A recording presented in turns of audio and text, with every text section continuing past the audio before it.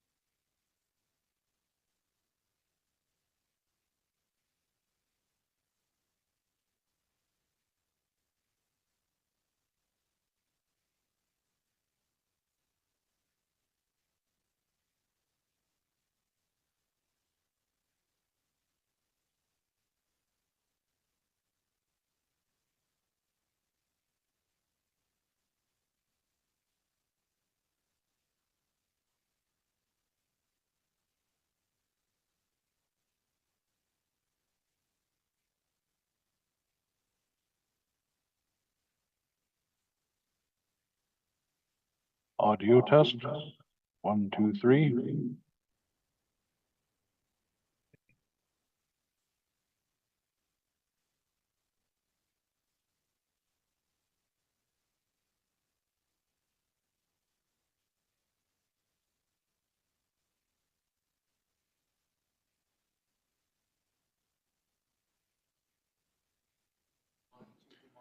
Council chambers, audio test, 1, 2, 3. Audio test, 1, 2, 3.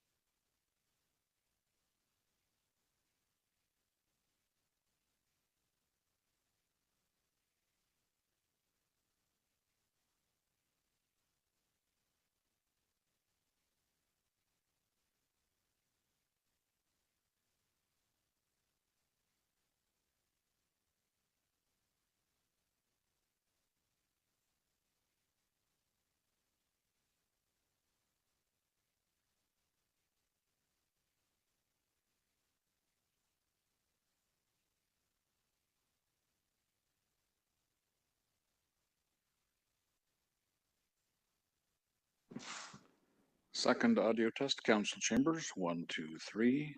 Audio test, 1, 2, 3.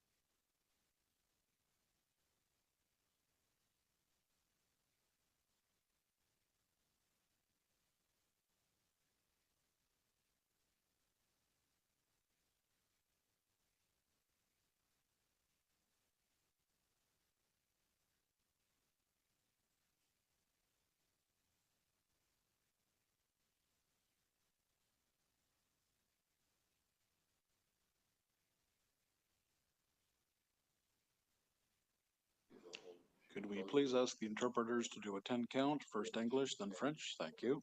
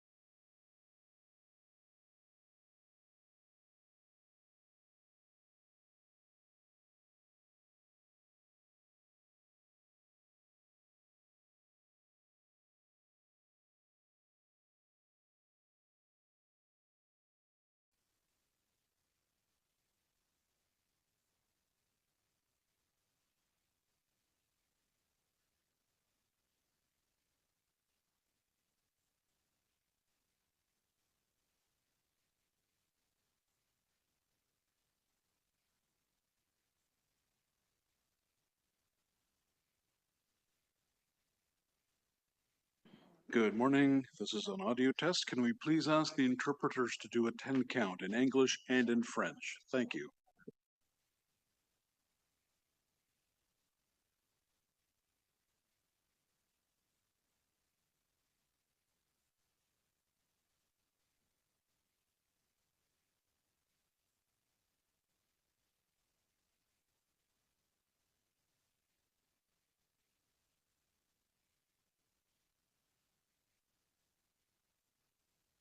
Ten, 9, 8, 7, 6, 5, 4, 3, 2, 1.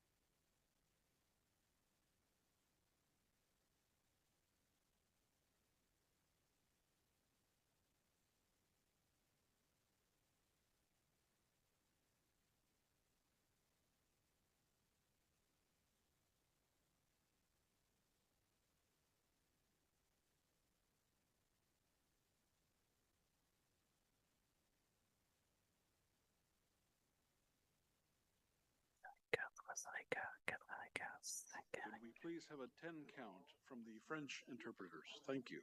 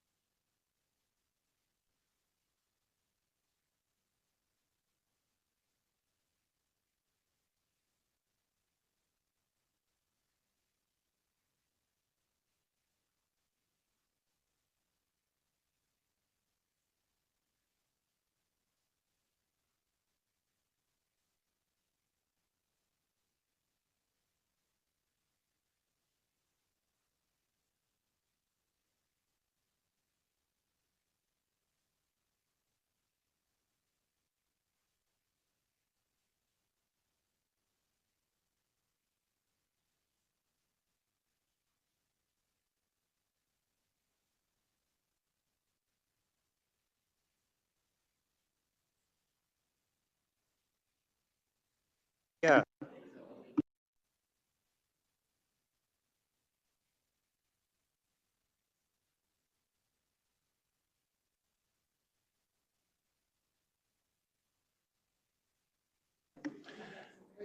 Good morning, everyone. We're going to start in about 1 minute. So if you could please take your seats, that would be appreciated. 1 minute.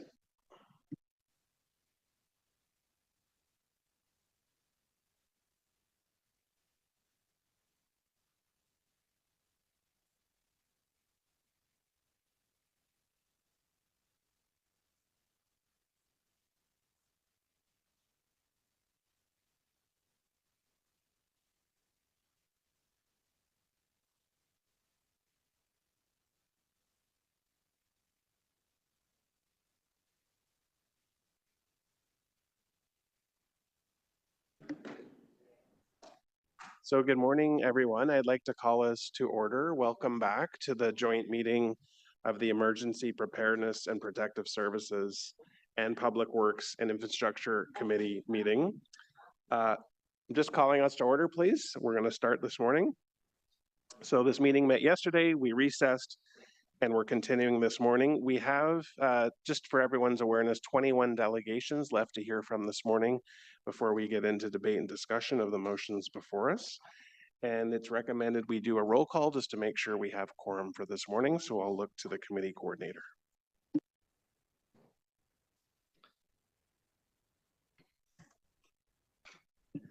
Councillor Bradley. Here. Conseiller Desroches. Here. Councillor Devine.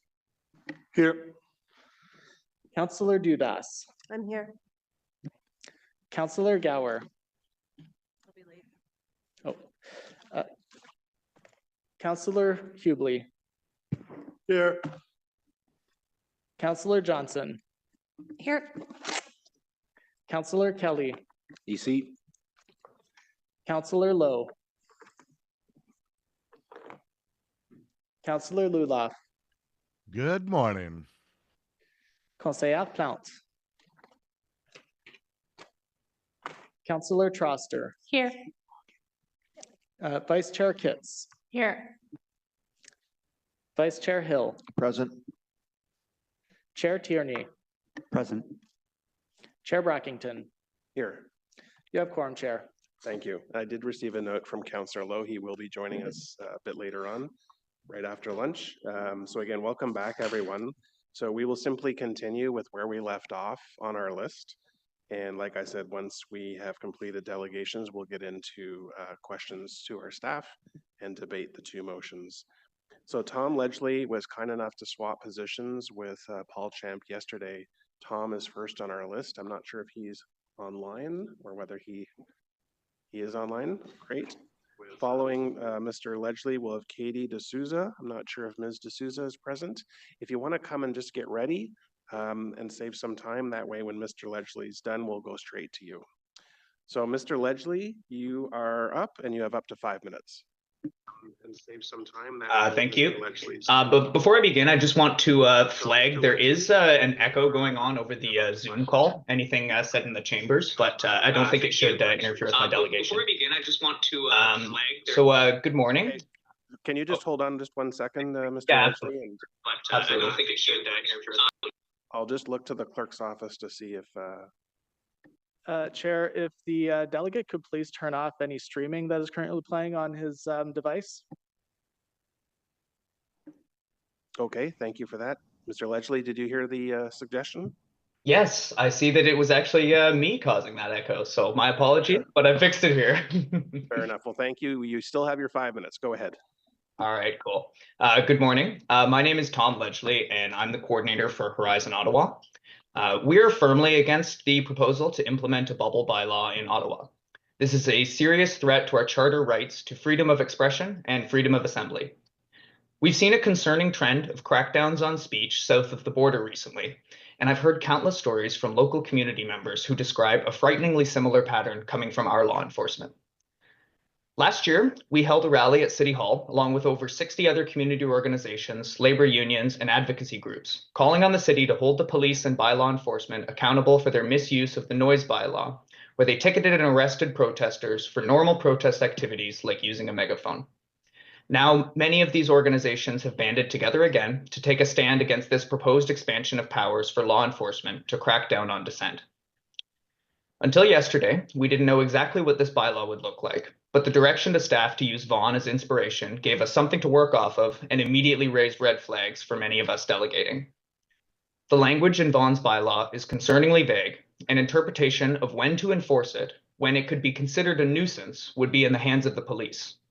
It's been clear to anyone on the ground that certain protests are targeted more harshly by law enforcement, and we can surely expect this pattern would continue with enforcing a bubble bylaw. Not knowing what exactly would be considered vulnerable social infrastructure has also made it hard to predict exactly what this bylaw might look like. We compiled a list of locations that fit the definition in the Vaughan bylaw that was so extensive that it covers a significant portion of downtown and makes it nearly impossible to create a route for a march that doesn't intersect with any of them.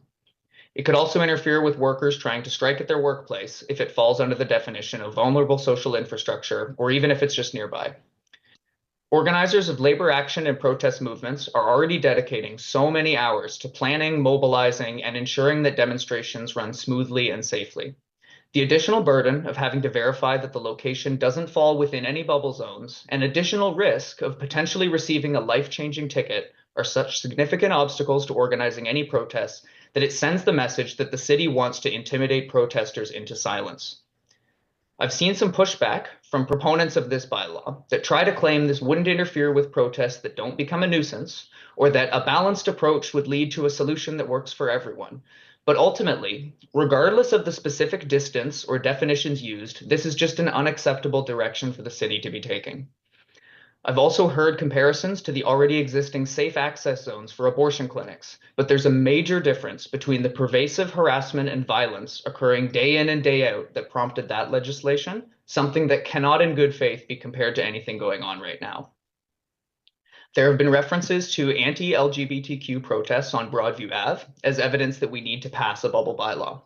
As someone who attended several of these counter-protests, including the one a few weeks ago, I can say that from the display of solidarity I witnessed and got to be a part of, that the community is more than capable of handling something like this without having to resort to this kind of a blanket ban on protests. Students, parents, and teachers' unions deserve the right to protest any injustice, and if conduct at a protest near a school crosses the line, there are existing ways to address this.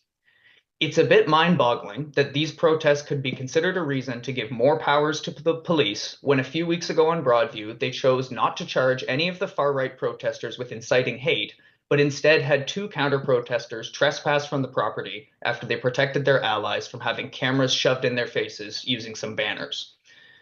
This brings me to another issue that I've been struggling to understand here, which is what exactly this bylaw is meant to address. The staff memo about their study into this recognizes that laws exist to deal with legitimate issues like hate crimes, but that there is a lack of preventative measures being taken. This makes it seem like the goal is to simply decrease the number of protests overall, with the hope that this would lead to a decrease in incidences of hate. This is both a completely unacceptable trade-off and a total mischaracterization of what protests are for. We take to the streets to demand change, and that simply doesn't happen by being quiet and reserved. Protests are supposed to be provocative. They are supposed to make you feel uncomfortable enough that you're forced to engage with the messaging. I'm urging you to vote against the motion to create a bubble bylaw. Avoid the legal challenges, save staff the headaches, and recognize the importance of protecting the right to dissent in our capital city. Thank you for your time. Thank you very much for your delegation this morning. I just looked to my colleagues to see if there are any questions. I do not see any. I just wanted to thank you again, sir, for volunteering to swap with Mr. Champ. That was very kind, and thank you for that. Have a good day. Thank you. Next, we have Ms. D'Souza, and following Ms. D'Souza, we have Sandra Ballantyne and then Sam Jeunesse. So Ms. D'Souza, welcome to you. You have up to 5 minutes. This is my first time doing this. I'm a little bit nervous. My name is Katie D'Souza, and I'm here to speak against the proposed bubble zone bylaw. I am a Broadview school parent, and I'd characterize myself as a quote-unquote reasonable person. I am worried that rather than protecting our communities, this bylaw will instead leave average citizens like myself unable to stand up and protect our neighborhoods when called to do so, and instead be characterized as a nuisance demonstration. I am speaking today from my own experience, having attended all 3 counter protests at Broadview and as a witness to the protest outside of the Jewish Community Center. On 3 separate occasions, anti-trans activists have traveled to Ottawa to protest outside of my child's school. Each time, it was members of the community, fellow parents, grandparents, family, and friends that formed a counter-protest and pushed back, putting our bodies physically between the protesters and our children. I've heard lots of questions yesterday from members of this committee about how a bubble zone bylaw could help this situation, and I can tell you that it would instead prevent parents from doing our job, protecting our kids.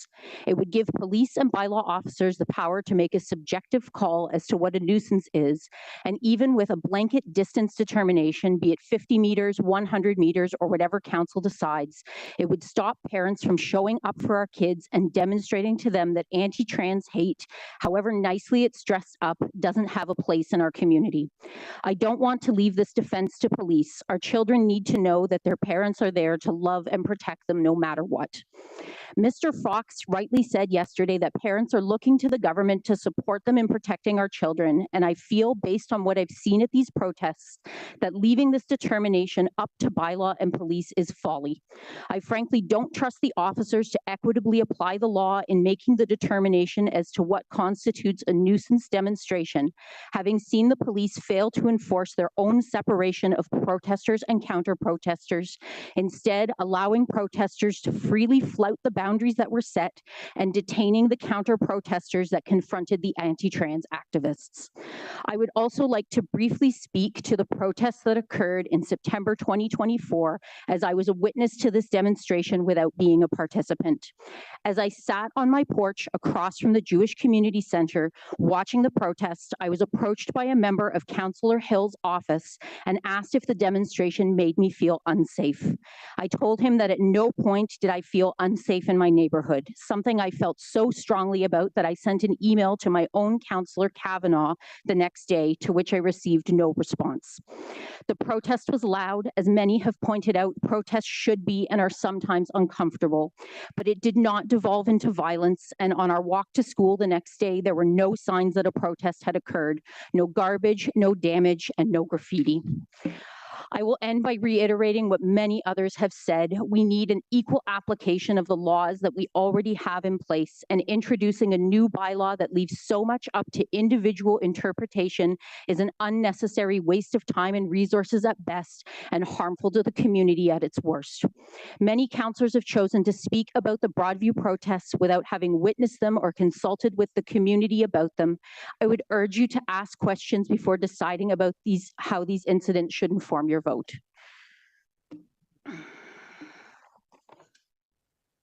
Thank you. Is that? That's it, Okay. yes. First of all, you did a great job for your first delegation. Thank you. Some of my colleagues have questions for you, if that's all right. We'll start with Councillor Troster. Yes. Hi, Katie. First of all, thank you for being here today and for being with us all day yesterday, because I know it's a really long protest. And I want to thank you for being at Broadview Public School. I was there on the front lines at the counter protests for 2 of the 3 occasions. This is where I struggle. And I'm curious to get your perspective. I agree with you that giving police or bylaw discretionary power to decide sort of who are the good guys and who are the bad guys, like what determines a nuisance, is really problematic. But I'm leaning towards something that would provide safe access to schools, with no determination about what's a nuisance and what isn't, and having it be something that could be standardized, and that an institution that has been repeatedly targeted could apply for, to prevent a school having to go to court and get an injunction, for example. I'm just wondering what you would think of that perspective should one of the motions in front of us be amended. I think in the case of Broadview, I know, like I said, I have a child at the school, and access for the children wasn't impeded. There's secondary access. The school was able to pivot and shift so that dismissal occurred away from the protest. I would hesitate to rely on information that's given sort of from the top down, and wonder if people have actually spoken to the teachers at that school and what their thoughts are. Okay. Yeah, and I have to some degree, some folks have reached out. I've definitely heard from some parents saying, yes, we need some sort of perimeter, and others saying, please don't do this. So I understand that this is really tricky, and where I am on the fence is because I have been at 5 or 6 of these, anti-trans counter demonstrations, and having to rely on community defense constantly to put our bodies between ourselves and bigots. I think is an undue responsibility at some point to place on everyday people who can't always drop everything to spend the day defending a school, which is why I'm leaning towards some sort of safe access approach. But I'm 100% against any sort of determination being placed in the authorities' hands in terms of what constitutes a nuisance. It's exhausting. I agree with you, and I would much rather not spend my time standing on a street corner, and the aftermath of being keyed up and feeling like I'm mama bear having to fight. What I would rather see is I believe, and I'm not a lawyer, but I believe that there are lines specifically with this Broadview protest that have been crossed into hate speech, and I would rather see those avenues be explored. Okay, I really appreciate that, and thank you. And I hope you never have to do this again at your kid's school. Me too. Thank you. Thank you, Councillor. Councillor Kelly, and then Prot Leeper. Councillor Kelly. Thank you very much, Mr. Chair. Thank you for your delegation today. Your nerves are not showing at all, so just Cool. great job. You had described what sounded to me as a parent as maybe quite a disturbing scene that you were responding to as a parent, and you talked about physically putting yourself between anti-trans protesters and the children at the school and your children, and you've explained why you've done that, and I'm having trouble getting out of my head the fact that, or the idea that perhaps if there was a bylaw in place that would prevent these types of protests being close to schools, that you would never have felt the need to have to do that. Do you see any validity in the fact that if there was no protest within 100 meters of your child's school, that your counter protest would not have been required? And certainly, I heard you talk about hate speech and using those, the avenues that we already have at our disposal to address that. And so if you're 100 meters from a school and you are still engaging in hate speech, you are still committing a crime and still can be pursued at that. But it also keeps these groups from coming close to schools and preventing, parents like yourself from having to do that. Would you comment on that, please? So I will reiterate that I think that there are existing laws that should be applied to stop this specific protest.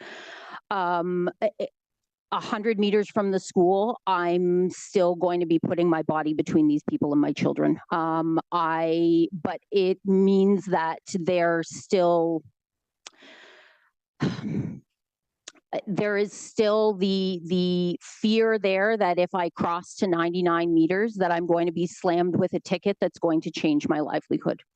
And the only reason that I would still personally show up, I think it would stop a lot of people from coming, but because I have such a high stake in this, and I believe so strongly that when good people don't stand up against hate, that is when it is allowed to flourish and evil is allowed to live in this world.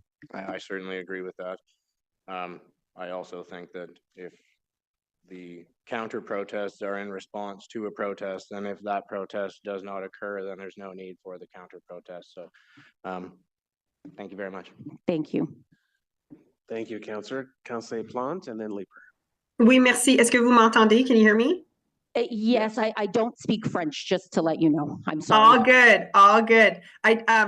Chair, if you'll just indulge me for 1 second, I just wanted to share, I absolutely loved your delegation, and my son goes to an arts school, and there are parents who are not as supportive as you. So I just wanted to thank you, not only for your delegations, but for just being a great parent who understands that all children are special and unique, and they have special and unique circumstances. So that's all I wanted to share. Thank you very much, Chair, for the indulgence.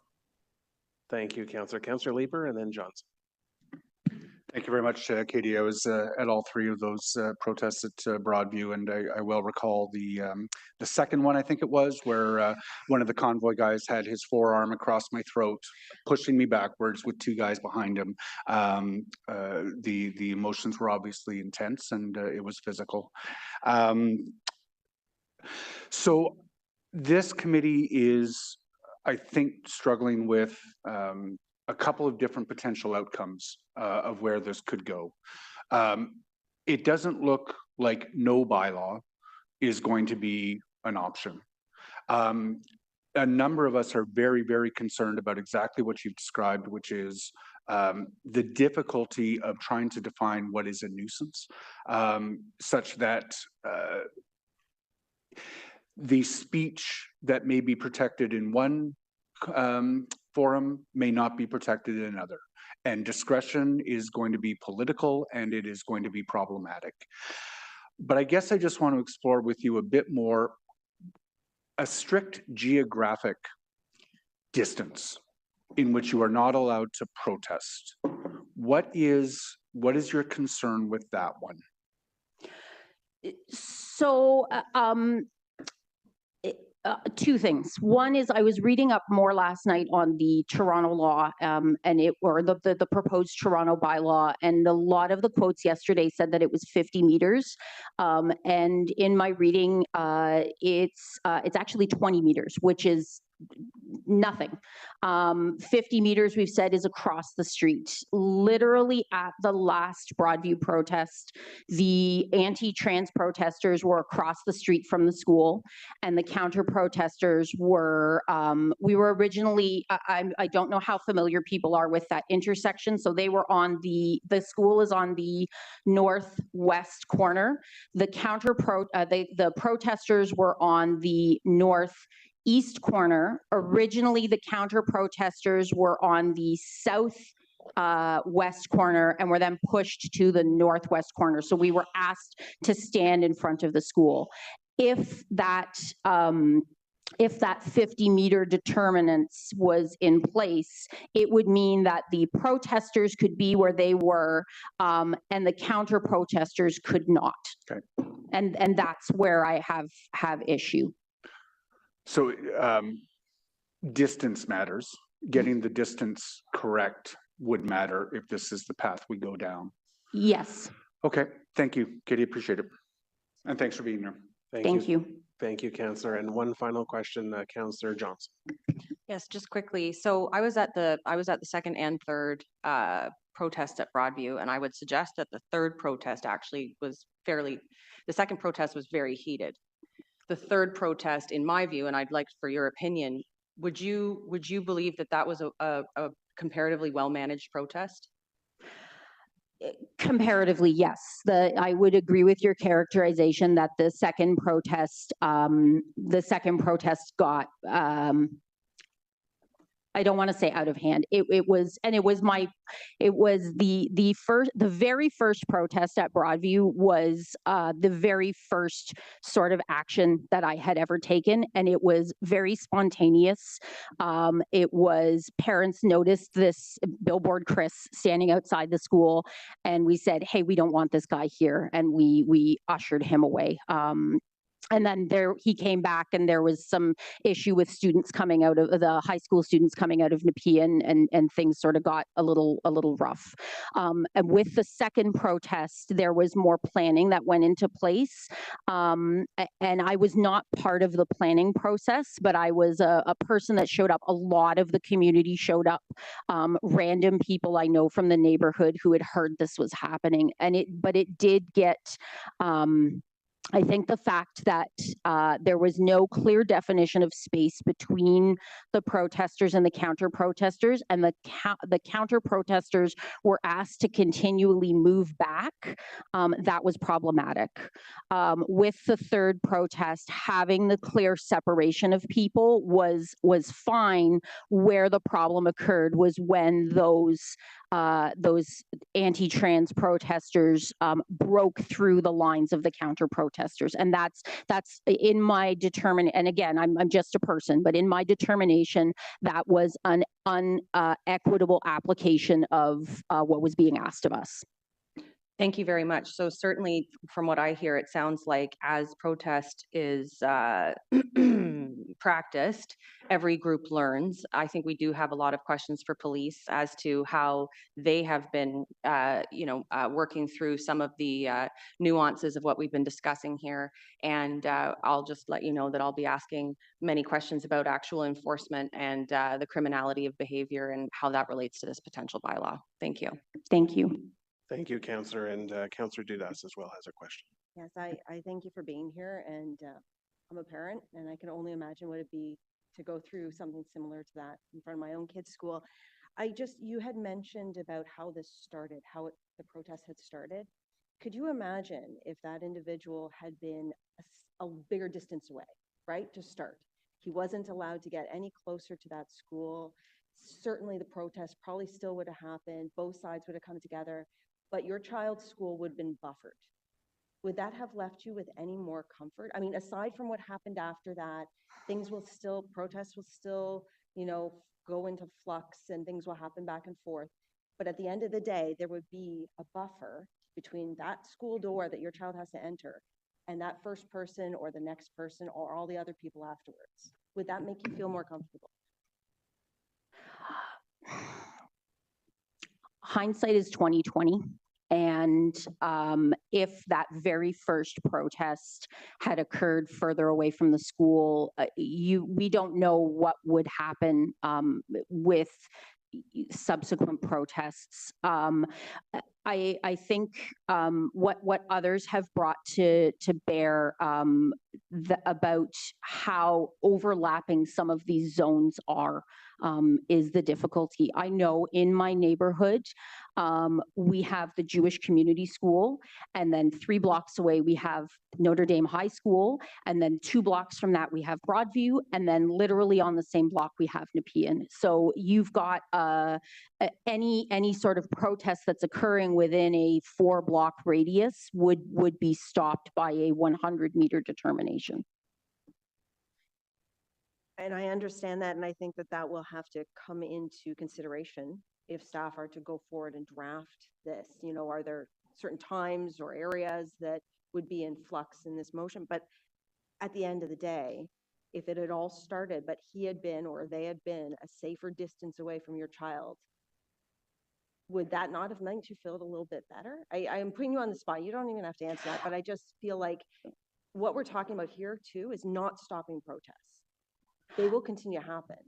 It's about keeping it just a little bit farther away than what people are allowed to be right now. I will answer your question. No, it would not make me feel better. What would make me feel better is this person not being in my neighborhood at all. Yeah. Thank you very much. Thank you for your delegation. We appreciate your time. Thank you very much. Sandra Ballantyne is next, followed by Sam Jeunesse and Josh Lalonde. Ms. Ballantyne present? Oh, very well. Welcome. You have up to 5 minutes. Thank you. My name is Sandra Ballantyne. I'm a mother who lives in the neighborhood of Broadview Elementary and Nepean High Schools. Growing up in a Canadian military family, I have also worked as a healthcare worker with international expertise. I've lived and worked in communities across Canada, Europe, and the Middle East. I'm against even the suggestion of a bubble bylaw, and I speak today as someone deeply embedded within historic and thriving church communities here in Ottawa. We've been told that faith leaders want this bylaw, and this is true, some do, but this isn't the full truth because faith communities often demonstrate something different. And just watch out when a faith leader claims to champion human rights and then safeguards only the rights of their own people. Growing up, I learned about faith and love and music at Knox Presbyterian Church, right here. It's 63 meters away from the Human Rights Memorial, by the way.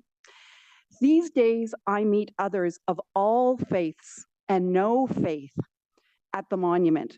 And I look towards Knox Church, feeling the spirit of my maternal grandfather who oversaw its building and the installment of its stained glass windows. I'm now a member of First United Church in Westboro, a building that we share with All Saints Anglican. It was designed by Thomas Fuller of Parliament Buildings fame.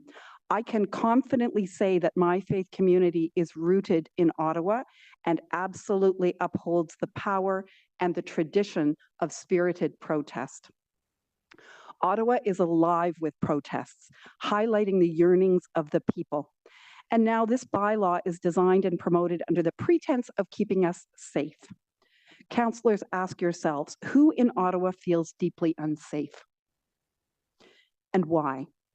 And what will make them feel safe? Who comes into your mind when we say vulnerable infrastructure? I hope you're thinking of makeshift shelters under bridges.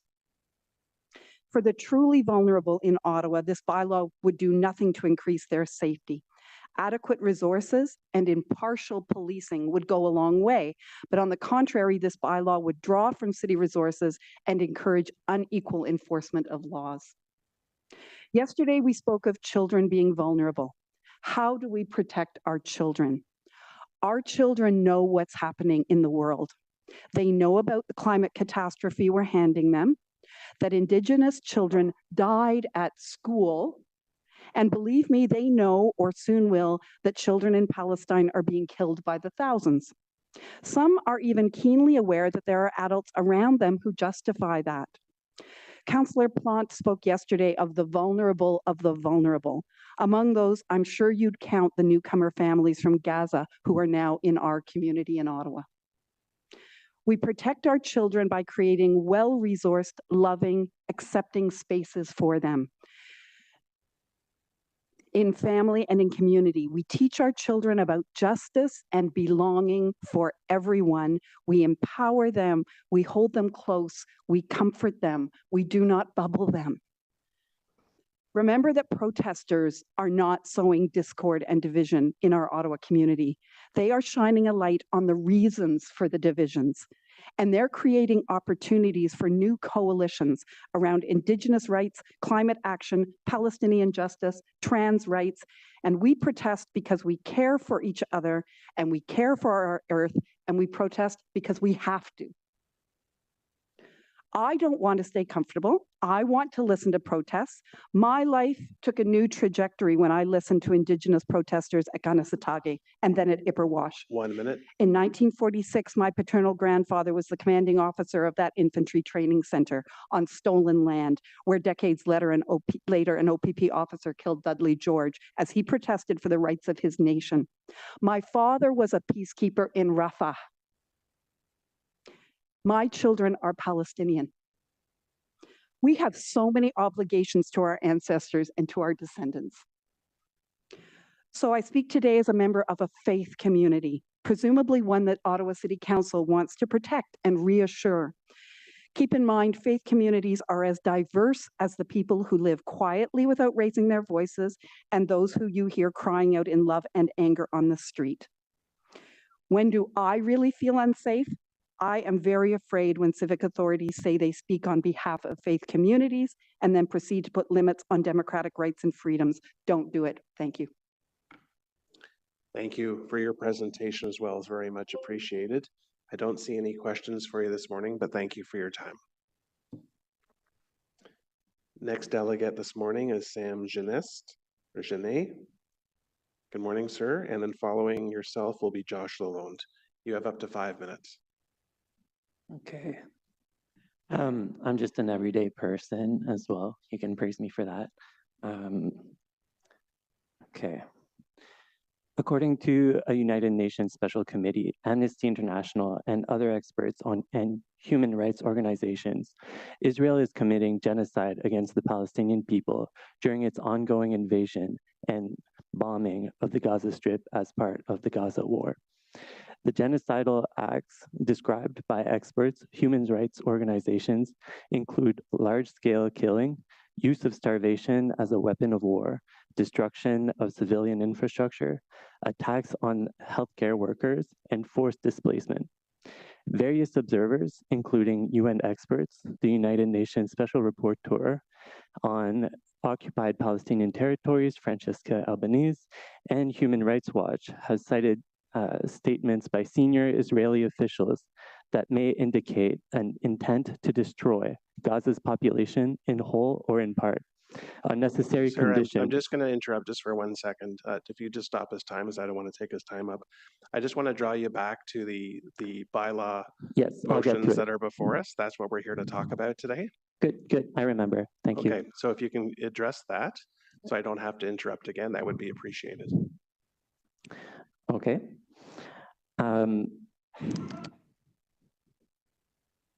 To suggest opposing this is anti-Semitic in itself. I would never associate that kind of psychotic behavior to any religion or ethnic group. I can associate it to a state, though. Currently in Ottawa, Israel and Israeli organizations are raising money, selling occupied lands, and recruiting soldiers to participate in the genocidal war. Just 2 days ago, Carleton students received an email inviting them to an IDF recruitment event. Religious and educational institutions are being used as covers for these activities. If China, Iran, Russia were doing this, we'd be losing our heads. Our governments at different levels are not acting on this. Our institutions are treating this as business as usual. The same happened during the South African apartheid. It took, quote unquote, public nuisance to change our ways. Now we have Nelson Mandela memorials all over the place. Our municipal government needs to get out of the way, stop flying Israeli flags, and stop police from harassing demonstrators. Since I have time left, there's so much I want to say, This is chapter 2. Do we have any francophones or francophiles on city council? I suspect so. I'm Franco-Ontarian, and the idea that schools are not political is goofy to me. The right to have education in French would not exist without protests happening within the suggested perimeter. When Regulation 17, a law preventing French language education in schools, was enacted, it took brave women holding frying pans, hairpins, and so on to prevent thuggish police from bashing in doors and shutting down schools. Police didn't keep us safe, we kept us safe. Beatrice Deloge and Samuel Genet, my namesake, both have schools named in their honor. These are things that only happen in retrospect. You guys only ever realize that something is important in retrospect. Hôpital Montfort was saved through protest as well. Gisèle Lalonde, an important figure in that movement, is also honored with a school under her name. When University of Ottawa will attempt to shut down Garderie Bernadette, it will also be protesters keeping it open. Yeah. I'm ready for questions, if you have any. Thank you, sir, for your delegation this morning. I do see a hand from Councillor Blount.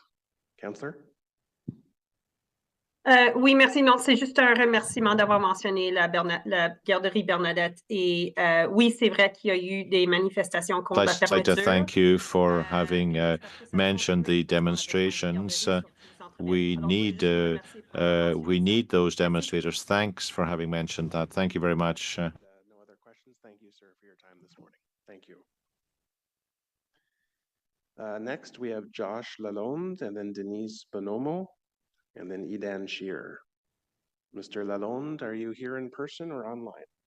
I'm online. Excellent. Thank you, sir. You have up to 5 minutes. Thank you.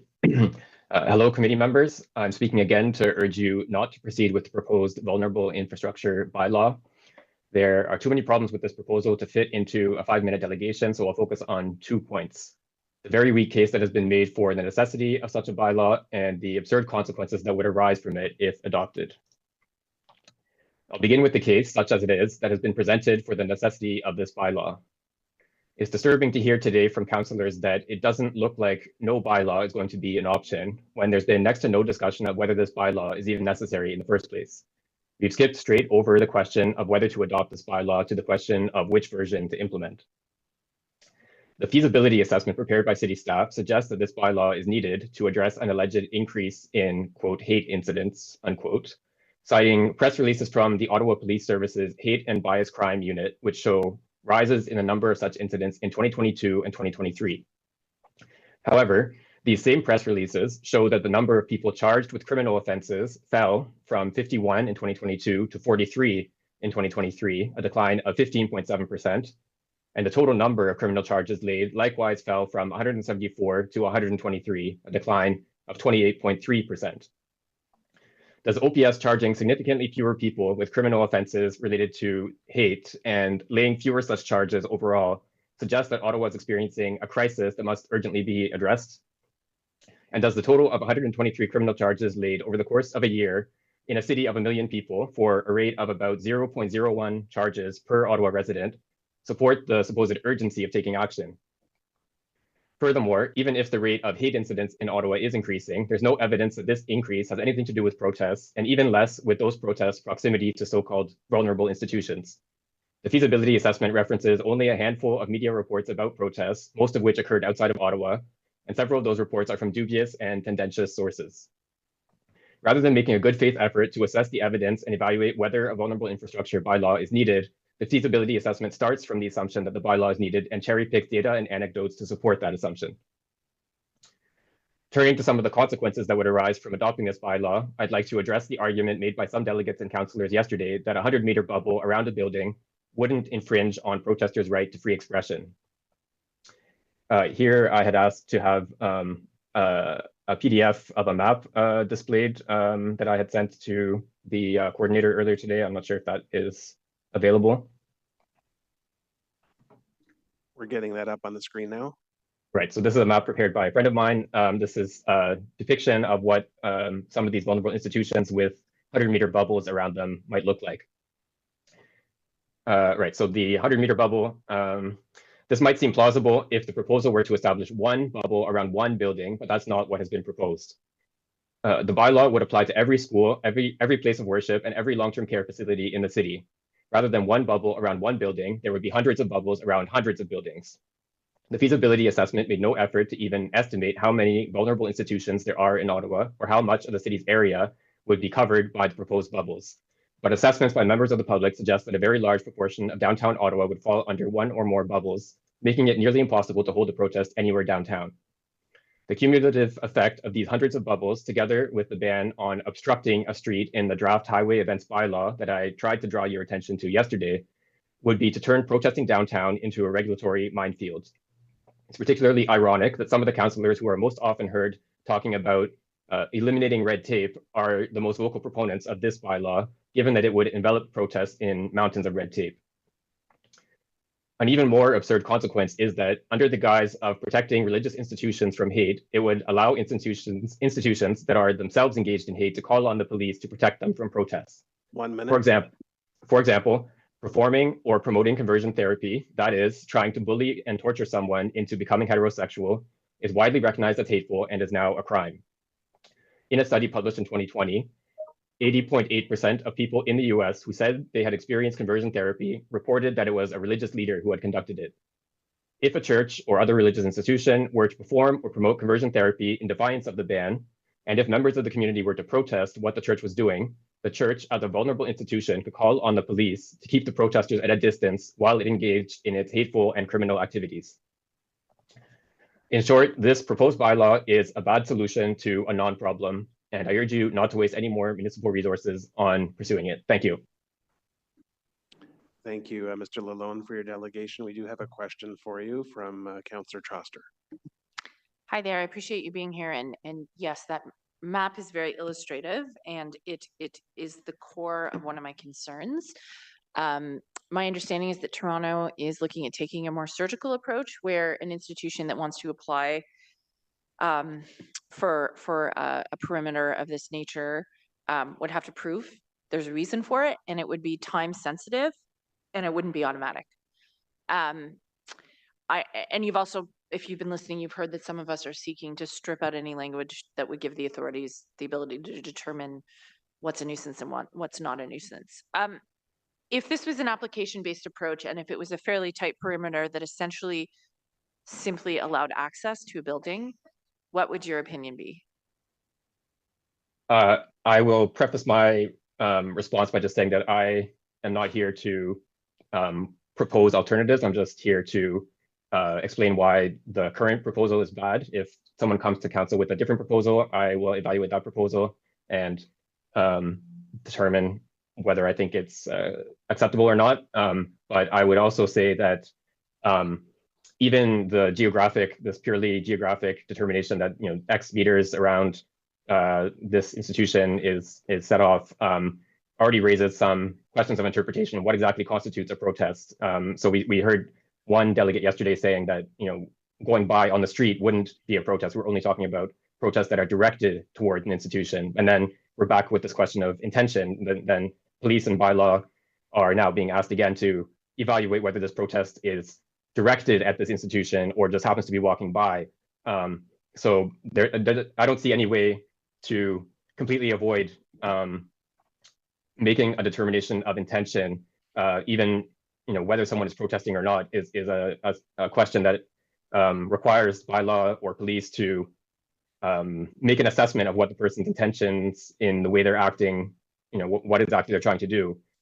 So any type of bubble, even one that's purely geographic, just X meters, would still have some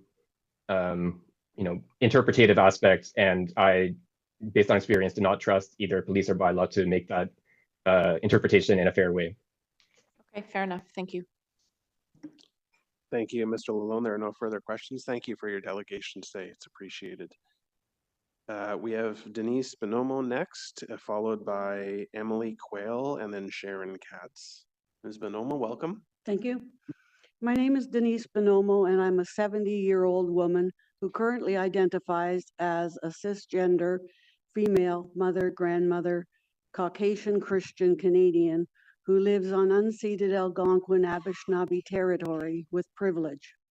But in 1969, I was a scared 16-year-old teenager who got pregnant at church summer camp, perhaps taking too literally the love one another commandment. It was the year that abortion was legalized in Canada, and 2 years after the senior Trudeau, as Minister of Justice, proclaimed that the government had no business in the bedrooms of the nation. It predated the sexual revolution and the women's liberation movement. There were no laws preventing right to lifers, mostly Catholic and evangelical church members, from psychologically, physically attacking and blocking pregnant women and teenagers as they sought abortion care. These women were truly vulnerable. To get approval for an abortion, one had to go before a panel of 3 doctors, typically men, to have their case presented.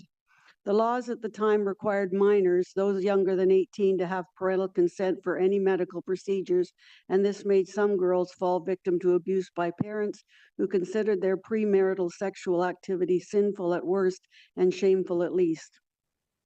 As an example, I would like to share the following anecdote. In 1973, I went to the University of Western Ontario to study nursing. As a student nurse, I did a placement on the maternity unit of Victoria Hospital. There I saw a 14-year-old child in labor with a breech baby. She needed a C-section, but her father would not sign the consent. He said her daughter needed to learn the consequences of her sinful acts, and he would not have her belly scarred. The baby died, and I'm certain the girl was traumatized for life. Those 2 experiences were instrumental in setting out the course of my life work. I became a public health nurse who specialized in healthy sexuality, clinical care, and education for children as young as 4, right through to seniors. I taught through the AIDS crisis, the clergy coach, scouting and Project Jericho sexual abuse scandals, the church's gay marriage and ordination debates, and all of them fueled protests.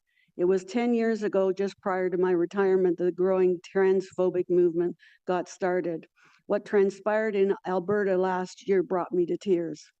The original Access to Abortion Services Act was passed in a very different time and under very different circumstances than this current bubble law. The AASA is being co-opted to address the discomfort some people feel when they encounter others who hold different perspectives on social, political, and sexual issues. I can't speak to the Jewish-Palestinian protests, but I can offer a professional opinion on the protests that deal with sexual issues. Children are like little sponges when it comes to learning, and adults should take every opportunity to use teachable moments when they arise. Exposing children to peaceful protest is a great opportunity.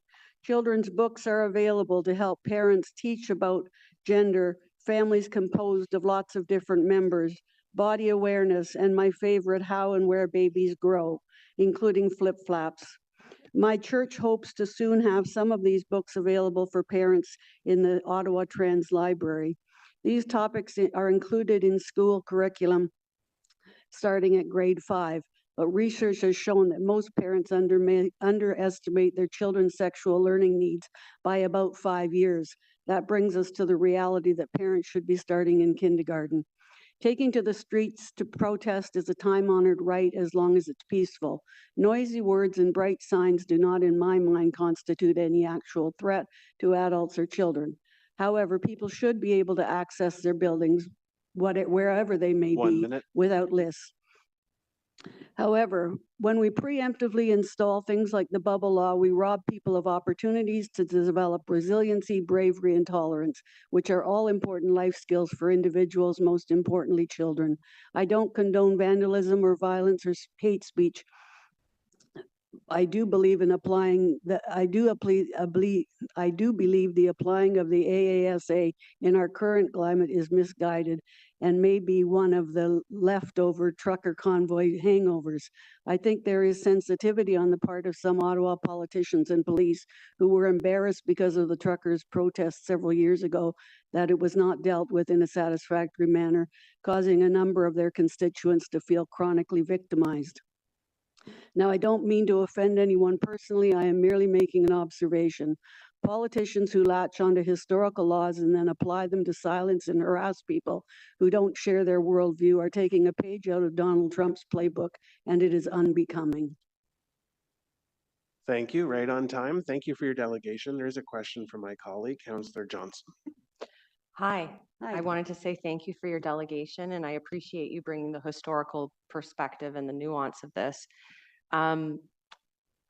I'd like to understand from your perspective, because you do seem to have quite a broad understanding of the issue and seeing how it could be variously applied. Is it your opinion that this motion as it's written, could it be improved to serve you know, the request from some community members to support them in accessing their third places, or is it a minefield? I don't think that a bylaw is going to solve a problem. I believe that people should have access to their buildings regardless of what they are.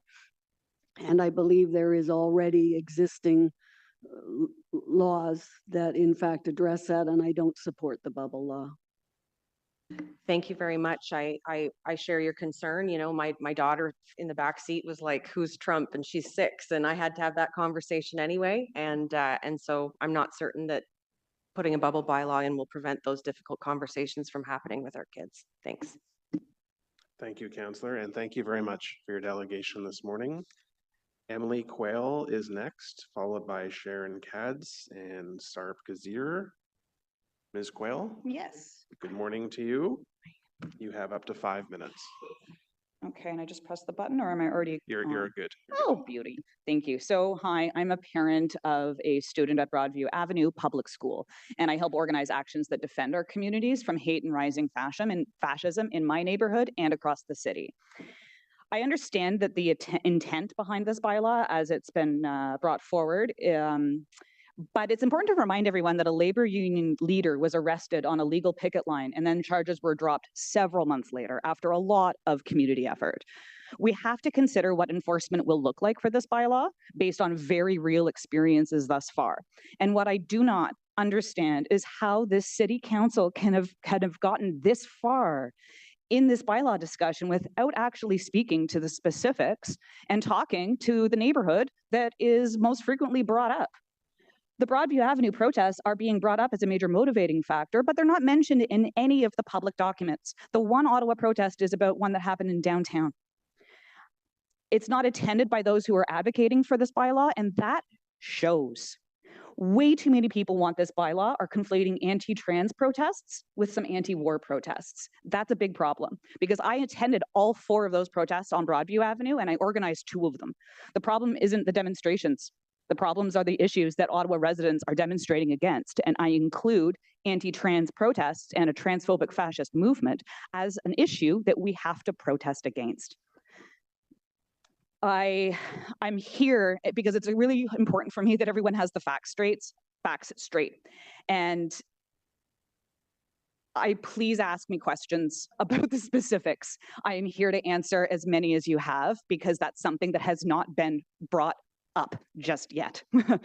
So before then, I do want to give a little moment of an anecdote about a historical fascist moment. So in the 1920s in Italy, before fascism took root, it was a grassroots movement. And a lot of parallels we're seeing today. It's roving, violent folks provoking left-wing and social justice movements. Now, what the governments did in Italy at the time was to shut down the things that the fascists were protesting.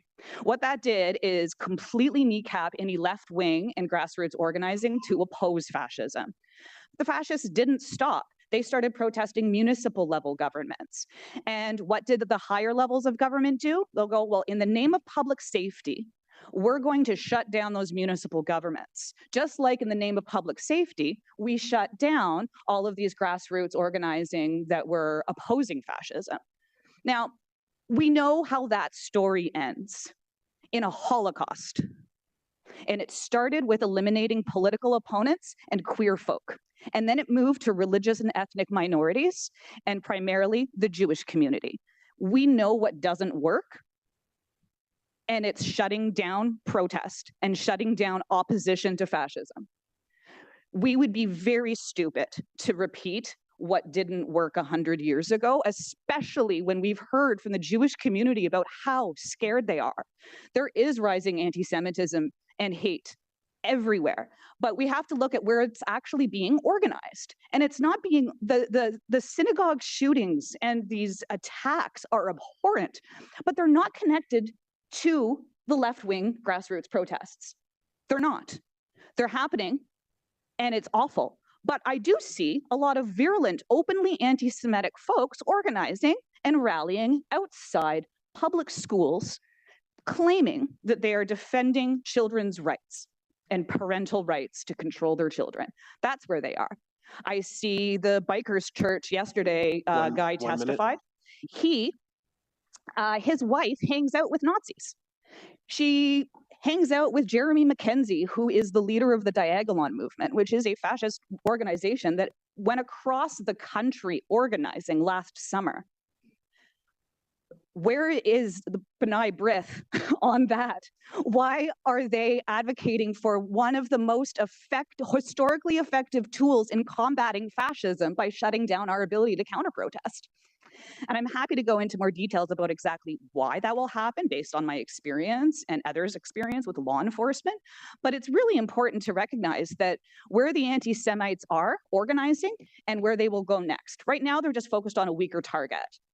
But trust me, we want the ability to counter-protest and defend synagogues when that time will come, because honestly, this type of abuse and this type of harassment is on the rise, and we have to continue to advance our efforts, not back down from them and do something that didn't work 100 years ago. Thank you. Thank you. Thank you for your delegation. I'll look to see from colleagues. I don't see any hands up at this point, so thank you for your delegation this morning. It's appreciated. Thank you. We're going to go to Sharon Katz now, followed by Sarb Kaziro. Ms. Katz, you have up to 5 minutes. Good morning. My name is Sharon Katz, and I am opposed to the bubble bylaw proposal. The mayor was quoted in the Citizen as saying, "We need to protect the rights of people to demonstrate and protest in the nation's capital. We need to make sure that people are still able to exercise their constitutional right to demonstrate, but we also need to make sure that people are able to access places like schools and places of worship. The proposed bylaw is a step in the wrong direction.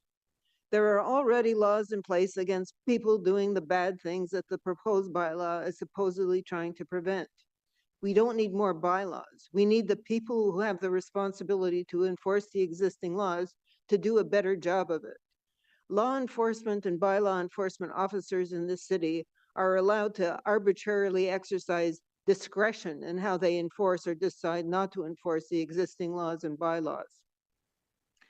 During the convoy, the participants broke numerous laws and bylaws, most blatantly with respect to parking and noise. But the police cozied it up to those people. I saw an interview on YouTube with a convoy protester at the end of the occupation who reported that he had received a parking ticket for just $50. I would like to know how many of those people received tickets for parking violations and for excessive noise, and in what kinds of amounts. On the other hand, after months of weekly peaceful pro-Palestinian demonstrations, the Ottawa police suddenly started handing out noise violation tickets to demonstrators who were using megaphones to talk to crowds who wanted to hear what they had to say. Those tickets were in the hundreds of dollars and possibly over $1,000. In one of those demonstrations, police harassed the demonstrators by telling them they couldn't be on the street, or maybe it was on the sidewalk. At least one person was even arrested. Those police actions were not in keeping with the mayor's purported concern that people should be allowed to exercise their constitutional right to protest. And that was before this proposed bylaw, which would give the police more discretionary powers and enable them to impose higher fines if they arbitrarily decided that a particular event was a nuisance demonstration. On the other hand, if we go with the idea of a universal bubble zone of X number of meters around every designated building, what happens if that bubble includes other buildings that are legitimate protest targets? Just one block south of here, there is a building that for a while was the Embassy of Syria. It is directly across the street from a Catholic church. Churches in Ottawa are near all kinds of buildings. Also, what if the protected building is being used for a purpose worthy of protest? What if the building in question is being used, for example, to hold a meeting to promote hatred? There was a recent incident I heard about where there was a demonstration at a Jewish community center because the center was holding an event to recruit people to serve in the Israeli armed forces. For those of us who are opposed to what the Israeli armed forces are doing in Gaza and the occupied West Bank, the event would have been the significant target of the protest, not the building. People opposed to what the Israeli government is doing in Gaza have described it as a genocide. The word genocide was created to describe Hitler's horrific planned final solution to the Jewish problem by killing off all the Jews. Netanyahu's solution to the Palestinian problem appears to be similar. The first thing Israel did against Hamas was to cut off all food, water, and electricity going into Gaza. That wasn't going to hurt the terrorists, but maintained long enough, it could kill off all the people. Netanyahu declared that Hamas would be dealt with like the Amalekites. See 1 Samuel 15, verse 3. The order there was to kill off all the Amalekites, every man, woman, child, and infant. Other Israeli cabinet ministers have made similarly horrific comments as enumerated in South Africa's submission to the International Court of Justice in December 2023. Any German who opposed Hitler's final solution was not being anti-German. They were being human. Anyone who opposes what the Israeli government is doing in Gaza is not anti-Jewish or anti-Semitic. They are asking that government to uphold Jewish values and the value of human life. All Canadians should be opposed to the Israeli government's seeming attempt to exterminate the Palestinian population of Gaza. A bubble bylaw is not what we need. Thank you for your delegation. It's appreciated. I don't see any hands at this time, so thank you for your presentation this morning. Sarp Kazir, are you in the gallery today? We don't see anyone online. Oh, he is here? Okay. Are you not ready?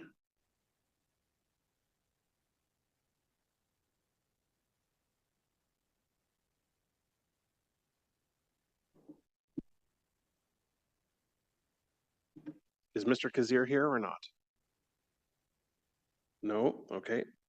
Bader Abu Zahra? followed by Ted Cohen.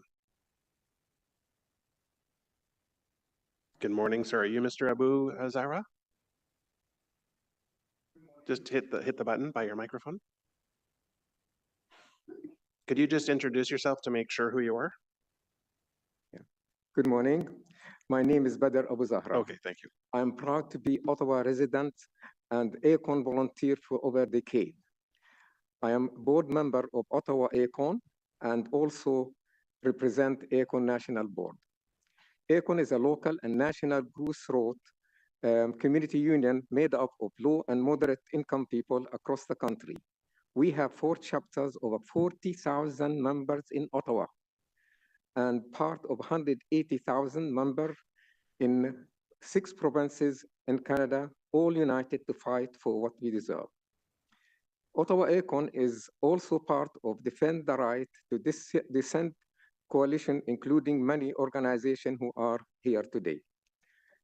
Everything we do in ACON is grounded in the fundamental rights to organize, assemble, and speak out, which are the rights this bubble bylaw threatens to undermine. Let me be clear. Ottawa ACON does not support this bylaw. Our members don't want it. The community is not asking for it. Last year, Ottawa ACON organized 144 events. Over half of them were protests. This year, we have already held more than 45 events. And again, most protests and all of them were peaceful. None of these events resulted in a single incident of violence or harassment. What they did result in was change. Pressure on landlords to fix unsafe buildings, media attention, or rent hikes, and action on banking and disability justice. We have rallied outside landlords' offices when repairs were ignored. We have protested at political offices when our voices were being ignored. We have taken to the street, speak out against eviction, unfair rent hikes, price gouging from banks, and system that leaves low-income people behind. The bubble bylaw would seriously limit our ability to do this work. It would restrict peaceful protest near undefined vulnerable infrastructure. A vague term include schools, religious institutions, hospital, child care centers, and more. That is practically everywhere in Ottawa. If passed, this bylaw could fine people who are already struggling to get by up to $100,000 for simply protesting outside own apartment if there is a school next door. That is not about protecting vulnerable people. That's about silencing them. The city says it is bylaw to prevent harassment and hate speech, but those things are already illegal. So what is this really about? It is about limiting protest. It is about discouraging people, such as poor people, from speaking out, organizing, or demanding justice. It is dangerous. It is an undemocratic step.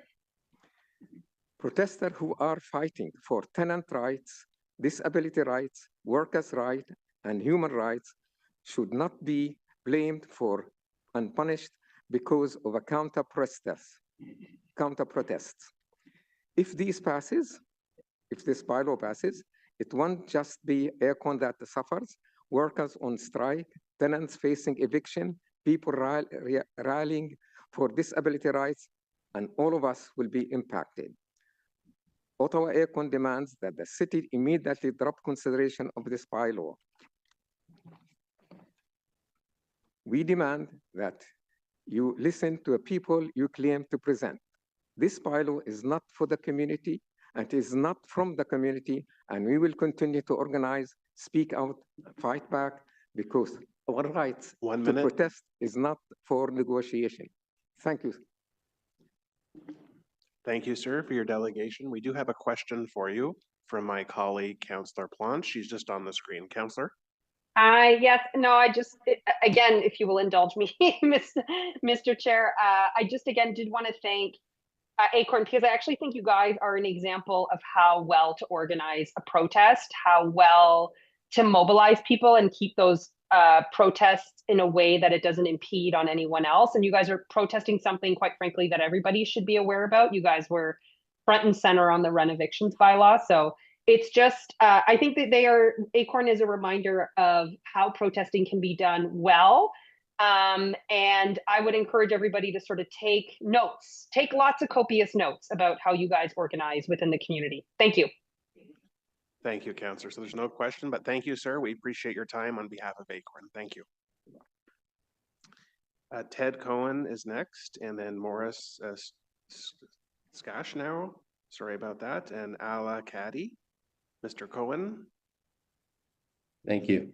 Good morning, and thank you, Councillor, and thank you all committee members for the opportunity to speak today and for your attention to this important issue. My name is Ted Cohen, and I'm the CEO of Hilla Lodge, a long-term care home located at the corner of Broadview and Kerr in Ottawa. I'm here today to share the experience of our residents and staff during a deeply disturbing event that occurred just outside our long-term care home on the evening of September 26, 2024. I share this delegation today because it offers a first-hand account of how vulnerable people can be harmed when actions occurred with few safeguards. And I hope it helps inform your deliberations around the proposed bubble bylaw by illustrating what's at stake when no protective buffer exists. Hilla Lodge is home to 121 residents, 65% of whom are Jewish.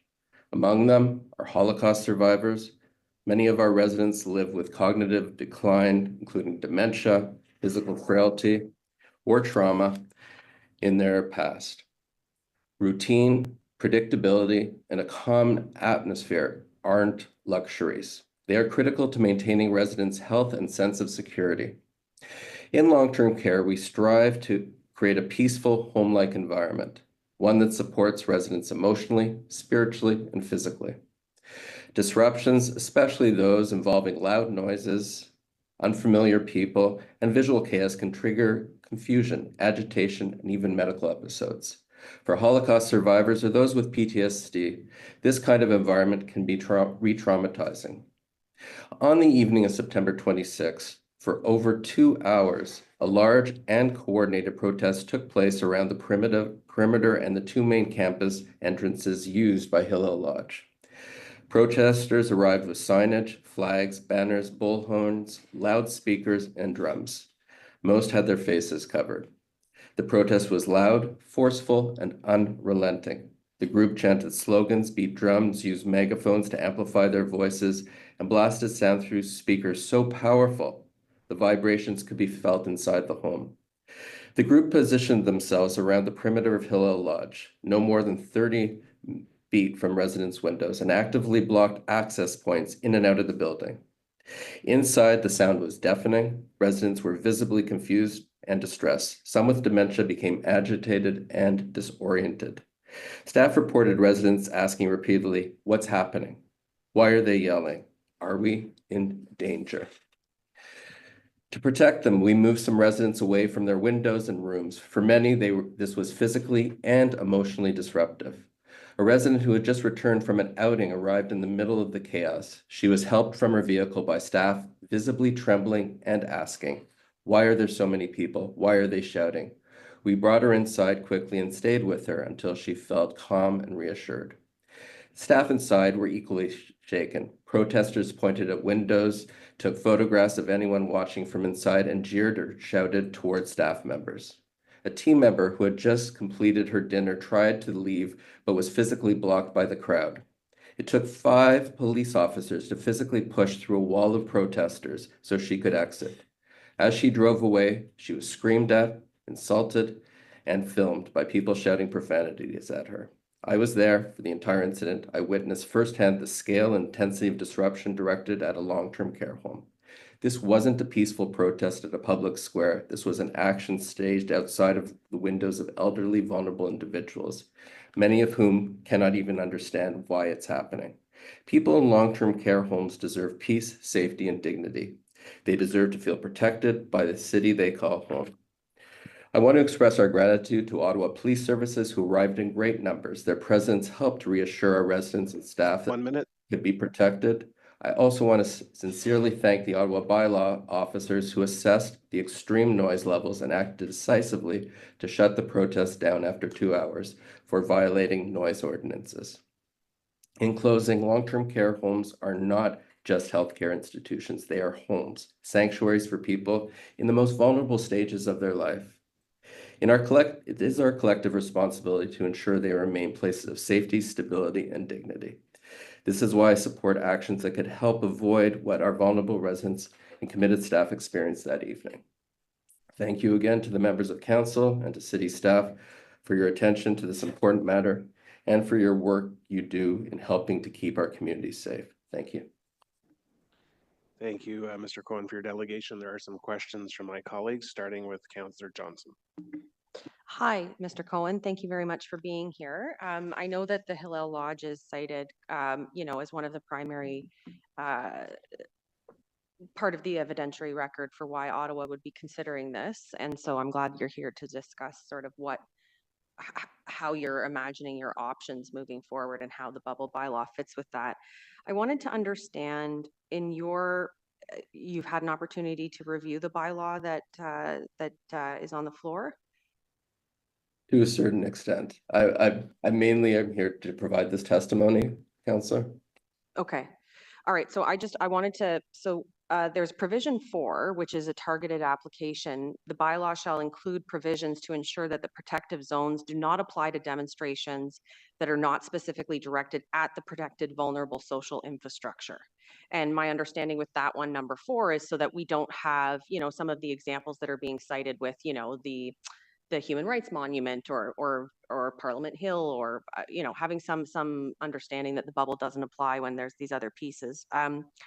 But I do wonder with the Hillel example, whether that targeted application might not actually serve to have undone what happened on September 24th. Do you see what I'm saying? Or I don't know the exact date, because the demonstration was not at the long-term care. It was not directed towards the long-term care home. It was directed towards activities in the community center, which are not covered as a vulnerable infrastructure. So I still remain concerned that there are pieces of this bylaw that might not actually, in the way that it's written, serve some of the primary impetuses understood by the community. I wonder if you had a comment on that. I'm not a legal expert, so I probably, I don't know how the application would work exactly in this. What I do know is that given the nature of our organization and what we do, we really do merit protection. So I encourage what is passed to cover what we do and what we need to protect, which is our residents at Hillel Lodge and other long-term care homes, facilities like ours. No, I certainly don't disagree with you. And I wonder, have you ever considered getting one of the other delegates had suggested an injunction? Is that something that your campus is considering, given the sensitivity or the vulnerability of many of the populations that you serve? I don't know the mechanisms of the injunction, Councillor, so that I'd leave to others to decide.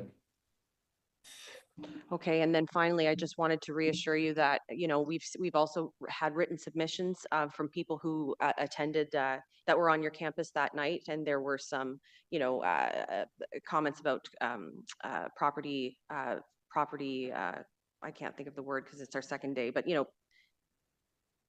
people banged up their property and so on. I'm sorry that that's a crass way to say it. So I'll certainly be asking police about their enforcement of existing protections around that particular incident. Thank you.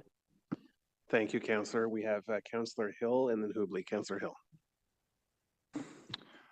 Thank you, Mr. Chair, and thank you, Ted, for joining us today.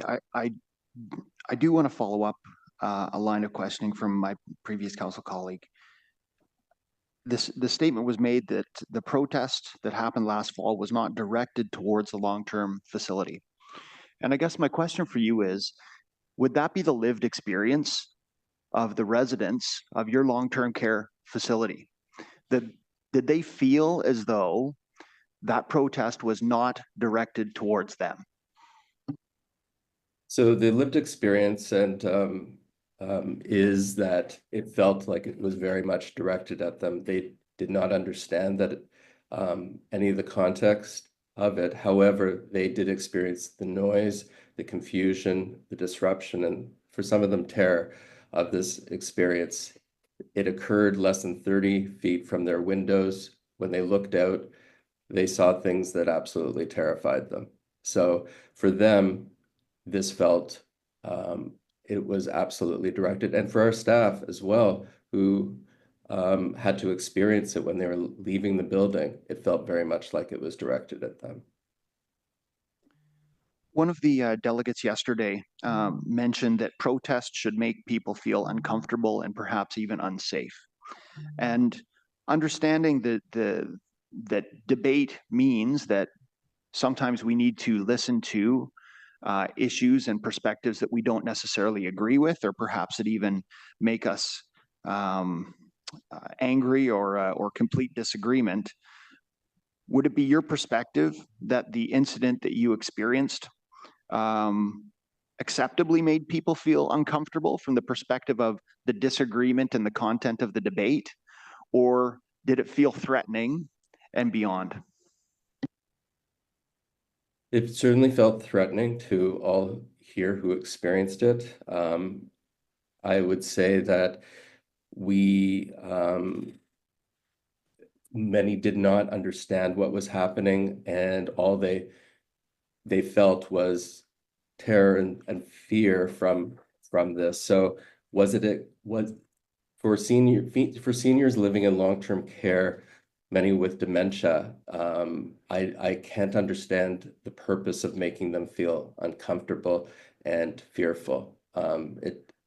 It doesn't make sense to me. I really appreciate your delegation today, and I agree that doesn't make sense to me either, and I'm going to work hard to try and protect that. So thank you, Mr. Cohen. Thank you, Councillor. And one more colleague, Councillor Hubley. Thank you, Chair. Thank you very much, Mr. Cohen, for coming out and sharing with us your firsthand experience as to what happens at a retirement home when something like this occurs, and how destabilizing it can be for the residents that more than likely didn't get over this right away. So I appreciate you sharing that with us. I do want to point out that as one of my colleagues suggested, that you get an injunction so that the protesters could be criminally charged. Our bylaw is that we're working on here today, and many of us around the table have contributed to it. It's talking about a fine that the protester would get from bylaw or police. It would be in the range of around $100. I hope you would agree that that should be enough of a deterrent without having to lay criminal charges for breaching something, an injunction. Would you be okay with that, or were you looking for something stronger like criminal charges? What I'm really looking for is some mechanism of which we could prevent people from protesting outside of a long-term care home and traumatizing residents. So whatever mechanism does so with a minimal adverse impact, I think would be appropriate. So I'm not an expert on all the mechanisms. I'm just wanting to share what some of the adverse impacts are of these protests to vulnerable people in our community. Thank you, and we appreciate that, and I can assure you that's what most of us, I think, are looking for here, is a way to respect everybody's charter rights, but at the same time protect vulnerable people in our community. So thank you for coming out today. Thank you, Chair. Thank you. Thank you, Councillor Hubley, and thank you, Mr. Cohen. That concludes questions from my colleagues. Thank you for your presentation. We were able to reach Delegate Sarp Kazir, who is online, so we're going to recognize this delegate now. Hi, can you hear me? Yes, good morning to you. You have up to 5 minutes. Good morning, thanks. Okay. I'm a Muslim Turk that grew up across the street from the Jewish Community Center when it used to be located on Rideau and Chapel, and when the Rideau Bakery used to sell delicious kosher desserts and snacks in the same area. I'm also a volunteer at the new Centertown Mosque, and I'd like to preface my presentation by pointing out that protests for Palestine are one of the places in the city where you see interfaith solidarity on a regular basis, where people from different religious and cultural backgrounds pledge their love and respect for one another before, during, and after they march. Dear members of the committee, you need to be made aware of the future world your policies today are building. We can't skip ahead and invent reckless quasi-legal add-ons like this anti-democratic bylaw at the expense of laws that already exist that help balance and protect our rights as citizens to peacefully protest and participate in demonstrations. How will new laws be applied squarely and fairly when our fundamental rights aren't even being respected and are constantly being pushed on with absurd, spontaneous, heat of the moment decisions that seem to have been conjured up in ways that get people tripped up and thrown in jail with vaguely defined charges invented by police depending on the day of the week? Even when protest plans are fully communicated and liaisons are in touch with one another to discuss expectations, the police reaction is unpredictable and never consistent. Sorry, but you don't get to focus solely on people who don't care for protests and who would rather they don't occur at all, or use mixed signals and loaded words to add meat to the bones of your propositions, or by using events where police agitated gatherings of people protesting for their right to exist and live in peace. There's no guarantee that when police are present that they will bring safety and protection with them, and their presence usually signals that legal boundaries will be blurred and highly contestable compliance assessments will be left up to police officer discretion. And when these concerns are made known to them, when people ask for clarity, they either snap back with a negative attitude or make no efforts to listen simply because the police didn't like someone's tone. Telling us that protesting is a privilege given to us by the police and not a right that we have as human beings. We see time and again the disconnect between bureaucratic policy and the way it's put into practice on the streets. Because what ends up being deployed is intimidation and creating an environment of fear and hostility as a standard part of the police protest management toolkit. At the end of the day, it looks like the goal is to make sure protest participants are dissuaded from ever coming back and that there's a hard stop placed on their will to have their voices heard in public. This is what is known as criminalizing dissent, the very reactionary political tool that is at the core of deteriorating societies that we here in the West define as authoritarian. A concept that is meant to break apart public solidarity and scare guilt people out of protesting. And many people feel that we are creeping towards what we're seeing down south with ICE under the Trump administration. This new bubble bylaw proposition and the timing of it created a feeling in many community discussion spaces that what this is all about at the end of the day is anti-Palestinian racism. Time and again, in front of our eyes, we have seen the police avoid getting involved with enforcing these kinds of laws against people who actually promote hate and actually cause a nuisance, such as the far right. While members of the Palestinian community and their allies who want their voices heard to stop the killing of their families in Gaza are kettled, tackled, shackled, punched, and thrown in jail with physical lacerations and bleeding faces for merely setting foot on the street. Like I mentioned earlier, I'm also a member of the Muslim community in the city, and I feel like this bubble zoning bylaw will do nothing to keep me safe. It wouldn't have stopped Alexandra Bissonnette in Quebec City, and it wouldn't have stopped Nathaniel Veltman in London, Ontario. It wouldn't have stopped the lady that pulled the hijab off a Palestinian woman's head right near City Hall. If anything, it's going to create a slippery slope and could possibly even lead to an increase in phone calls to police anytime anyone feels mildly uncomfortable. These invisible bylaws will create very unmanageable micro jurisdictions and an entitlement to public space that can be argued is against charter rights and freedoms. Also, I'm not convinced that the bylaw is about keeping people safe. What worries me is that it's stepping into a legally murky world where new life is injected back into the idea of segregation. That under a new legal framing is regenerated to place continuous administrative pressure on one group of people based on their identity. A governing body legislating anti-Palestinian racism into a kind of socially acceptable autopilot mode. Okay, I'll end it there. Can I send the rest in via email as a written submission? Yes, all written submissions are made available to all members of council, and given that there's no final decision today, council has to ratify, then you're encouraged to do that. Okay, great, thanks. I don't see any questions from my colleagues, but thank you very much for your delegation this morning. Thank you. Thank you, bye. I just wanted to see if Morris Sashnow is here online. Okay. And then Mr. Caddy, you'll be next. So You're next, sir. We're going to have someone online and then yourself. Mr. Sashnow is first. Shaq now. Okay, I'm sorry. Good morning, sir. Go ahead. I'm a resident of Hill Lodge, and I've heard Ted Cohn's presentation. I share a lot of the concerns he has, but personally, I felt very comfortable and safe in the surrounding. My biggest concern as a parent is to make sure that my children are safe, so I advised them not to come here for a visit as long as this was going on. The balance of my time, because I felt comfortable, I've been involved in the Jewish Community Center for over 60 years, all the 20 years that it's been in this location.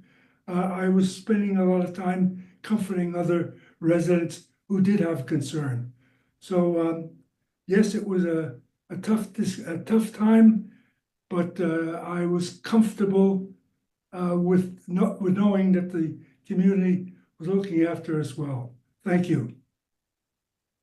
Well, thank you, sir, for your presentation as well. We sincerely appreciate you giving us your time today. Thank you. I don't see questions from my colleagues, so we will continue with our speakers list. So Mr. Caddy, you're next, followed by Donna Fauger and Jody Green. Mr. Caddy, you have up to 5 minutes. Thank you, Mr. Chair. My name is Ala Qadi. I'm a professor at Algonquin College. I'm also an elected representative to represent racialized workers in Ontario Public Service Employee Union. Ontario Public Service Employee Union represents 200,000 workers across healthcare, colleges, Ontario Public Service Liquor Board Employee Division, and Correctional Services. I am elected to represent racialized workers in Region 4, that is Ottawa, Kingston, Cornwall, Pembroke, which has 40,000 workers, of which 26% are racialized. That makes me a representative of 10,000 people. I also serve on the Equity, Diversity, Inclusion Advisory Committee at Algonquin College as a union rep. I am a certified trainer for dismantling anti-Black, anti-Indigenous, and anti-Black racism within OPSU. I was recently awarded the OPSU Human Rights Individual Award for my work in advancing and advocating member human rights. I also served as the vice president for Algonquin College Faculty Union. I'm involved with Amnesty International. I'm also a coordinator for Labor for Palestine, a network of unionists across Canada, who are an organization of labor and trade union members and activists who stand in solidarity with the struggle for the Palestinian people. I will speak a bit about anti-Palestinian racism, especially in schools in Ontario, and present some part of the Labor Palestine Ontario Education Report. But before that, I just want to say that I am a Canadian Palestinian who grew up under Israeli occupation. I have been to countless demonstrations pro-Palestine and supporting LGBTQ rights, anti-convoy, supporting Indigenous rights, seniors and disability rights, and have been in many picket lines. I have been in many picket lines across the board, and part of my work is to look at any regulations and legislation that has with an equity lens of how it affects racialized people. I am here to ask the council to vote against this motion on the floor of the bubble law. Many points have been made. I only have 5 minutes, so therefore I will go very quickly to the union points. On point number 5, this point shows a very narrow conservative view of how a union works when it says unions do not just, when it says lawful labor union strikes, pickets, or any other activity undertaken as a part of labor disputes or negotiation, other types of internal dispute involving owner or occupants of a social infrastructure. This is a very conservative and a narrow view. We all remember what happened with the QB education workers 2 years ago when the Ford government wanted to impose an anti-strike law, and we were there on the picket line for days and days for a strike that was supposed to be illegal. Part of our updated oath in OPSU is for all elected officials to say, I further promise to uphold the union commitment on dismantling anti-Black racism, anti-Indigenous racism, and all forms of racism. Unions, it's part of our work to participate in defending human rights. Union work in South Africa and around the world was a big factor in bringing down the apartheid African South African government by participating in the boycott and sanctions in the sanctions movement, the SAC2 movement at the time when the Canadian government considered was standing with South Africa. At the same time, unions stand in defending human rights. Point number 4, in the consultation process, I did not see any mention of labor unions. Also, this council must reach to all the marginalized and racialized communities in Ottawa. As far as the 2021 census shows that 10% of the population of Ottawa is Muslim and 6% is Arab. I doubt that 9 months would be enough to reach everyone if it's more than a checkbox. A report which I can send about the rise of anti-Palestinian racism in schools. When someone in school sees their kid not able to wear this kufiya, which me, my father, my mother, and everyone's wear it, it becomes our right to stand to support our kids outside and to peacefully protest so that other kids and other people know. I will quote, I can send the report to the counselors. I will quote, it was about 65 delegates across 14 provisions identified in Ontario. I would just say this one from Ottawa Carleton District Labor Board. My niece was told repeatedly she could not wear symbols resembling anything Palestinian in the classroom or flag colors. And my wife, being an employee, she heard some not so encouraging comments from some of her colleagues. There's so many of these comments there. I encourage the board not to vote for this motion. Thank you. Thank you, Mr. Kadji, for your presentation. I do have a colleague who has a question for you, Councillor Johnson. Hi there. Thank you very much for being here, and thank you for your service at Algonquin College and in the community. I wanted to just take a moment to unpack what you were suggesting about point 5. So point 5, what you're suggesting, what I heard you say is that if a government decides that striking is illegal, then that means that there are no lawful union strike. Like there's some relationship there between what a government deems lawful and whether or not this bylaw would apply to protest? Exactly. I see that as a big problem. If this bylaw passes, then we would have not been able to protest outside schools. That what happened 2 years ago was targeting education workers in Ontario schools. We did protest outside MP offices and other places, and some of the protests were actually outside schools for those very underpaid education workers. And if it wasn't for the all these unions that stood up, not just from Ontario, from across Canada, even from Ireland and other countries, this wouldn't have happened. And if it wasn't for the parents and the kids who actually saw what was happening outside the school, that would have passed, and that union would have lost the right to strike there. So you're saying that being in front of that school was actually how you were able to show those parents what the issues were? Yes, that was a very big part of it.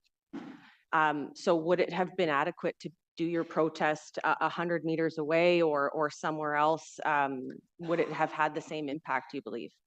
So when you're looking at a protest, you have two, I would call them two parties that you want to listen. Those who make the decisions and the community that supports you in order to make change.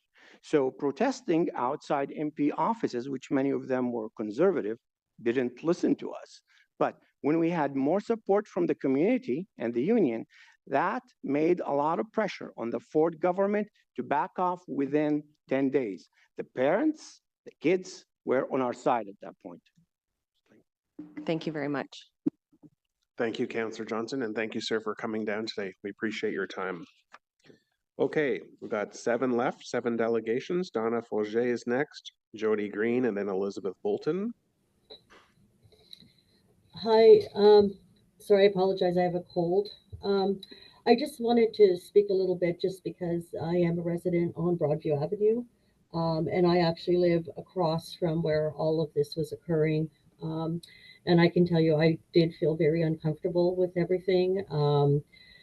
Having people coming down the street, not knowing what was going to happen, the noise. I do have elderly neighbors as well, and I'm sure that they were not comfortable with this situation. The only thing that gave me a little comfort was the fact that our police department was there to take care of the situation and be prepared if anything else had occurred. And I feel for the residents of Hill Lodge, although, some people may think, okay, that's all right, but you have to remember there's elderly people who have been through so much in their lives, children. They don't need to hear all this in a residential area, schools. That's just my opinion. I also, wasn't comfortable watching one of the gentlemen coming out of JCC. His car was being kicked at and his side mirror broken off. That's not called for. If it's a protest, it's supposed to be peaceful. That's what protests are supposed to be. But if it's engaging with people and becoming violent, I don't like that idea at all. I think it's not right. I know I heard one of my neighbors speak earlier saying she was comfortable, but she also lives further down from where the protest was actually happening. I live across from where it was. So I saw things a little differently, but I just wanted to voice my opinion on that. And we appreciate hearing from you this morning. I don't see any questions from my colleagues, so I just want to thank you again for your delegation today. Thank you. Thank you. Jody Green, and then following her, Elizabeth Bolton, who I understand is in transit, so we might hold Ms. Bolton to the end. So Ms. Green, are you online? Yes, I'm here. Yes, well, welcome to you. You have up to 5 minutes. Thank you. Thank you. Good morning, everyone. I'm Jody Green. I'm the mother of 3 boys, and I live in Center Point. My grade 9 son attends Nepean High School on Broadview Avenue. Recently, as I was driving to pick him up from school, as he was walking to our usual meeting spot, we were both intercepted by police and given direction about where we could and could not walk or drive, as there was an active protest occurring in front of the Broadview Public School, as has been mentioned many times. I know this has been discussed extensively, but I think there's an important point that has not yet been highlighted. When there is a protest, there is always a give and take, freedom of speech and expression versus public safety. Several speakers have highlighted that protests should be uncomfortable. When it comes to a day on Parliament Hill or by City Hall, I agree. Our seats of government are places where one can find change makers and those willing to listen, and there is potential for the protesters to be hugely influential in getting their point across. I have to strongly disagree when it comes to the sidewalks in front of an elementary school. Our children should not have to fear entering or leaving their school, or for my son to have to walk through the crowd to reach our meeting place. When looking to find the balance between adult protesters and vulnerable people, I firmly believe that we must err on the side of the vulnerable. The emotional impact, not to mention the potential for physical impact, must be our primary concern. I have heard the question being repeatedly asked about safe access. I don't think that goes far enough, especially when we're thinking about a residential neighborhood where 3 schools share the same block. Making sure that a 7-year-old can get to their school is not protection from intimidation. The city is obligated to protect its citizens, and placing the onus on the institution to ask for safe access protection is passing the buck. What we have also not discussed is how many people will just choose to stay away if there is a protest and only safe access is protected. How many parents will choose to keep their kids home that day?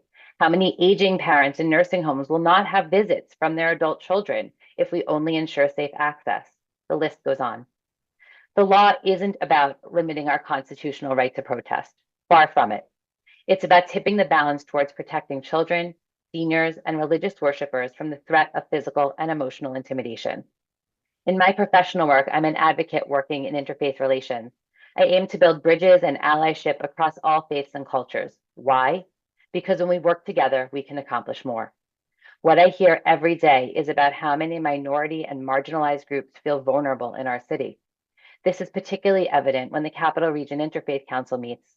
There, about 20 faith and cultural groups come together to exchange ideas and learn from one another. And when I hear stories of the persecution from so many, it breaks my heart.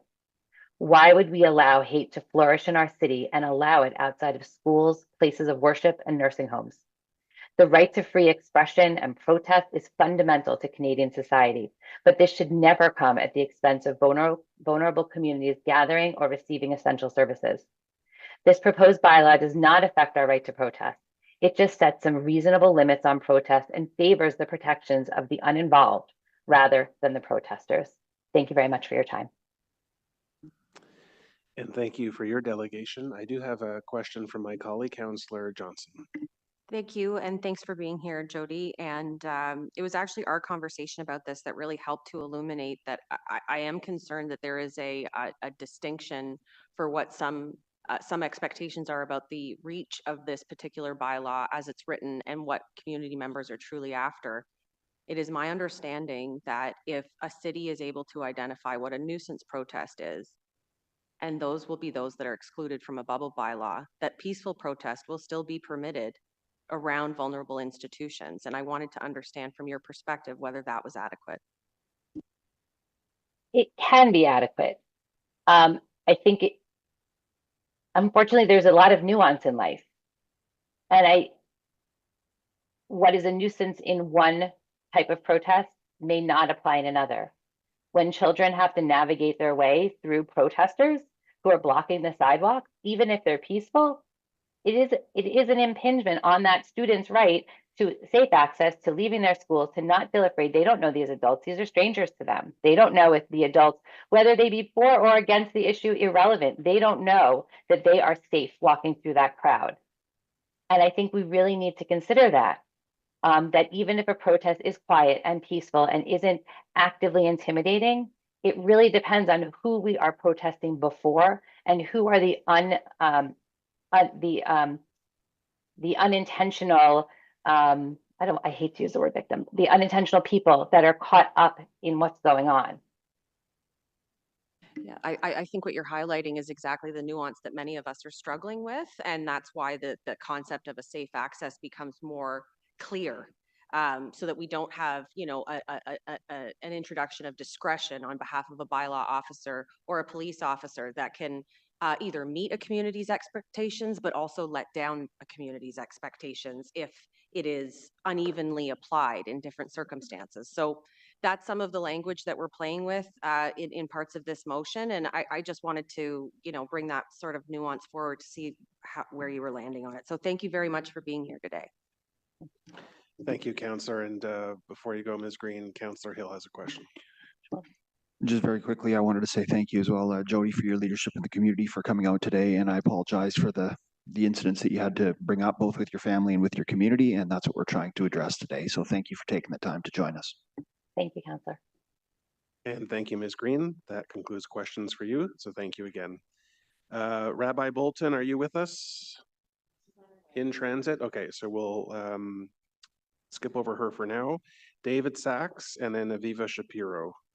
So Mr. Sachs, are you online? Hello, I'm here. Excellent. Good to see you online. You have up to 5 minutes. Thank you, councillors. I was pleased listening to the conversation yesterday to hear that I believe the councillors are all on the same page in terms of the goals of protecting vulnerable communities and vulnerable infrastructure. And I think that the difference comes down to whether this is the best tactic or whether there are flaws in this tactic. So I'd like to address some of the issues that have been brought up over the last couple of days and see if we can clarify some of them. So first of all, I know that some of the councillors and some of the speakers have talked about current enforcement tools and whether or not those are adequate for the task at hand. So I'd like to say that I think the proof is in the pudding, and in this case, the pudding is in the streets.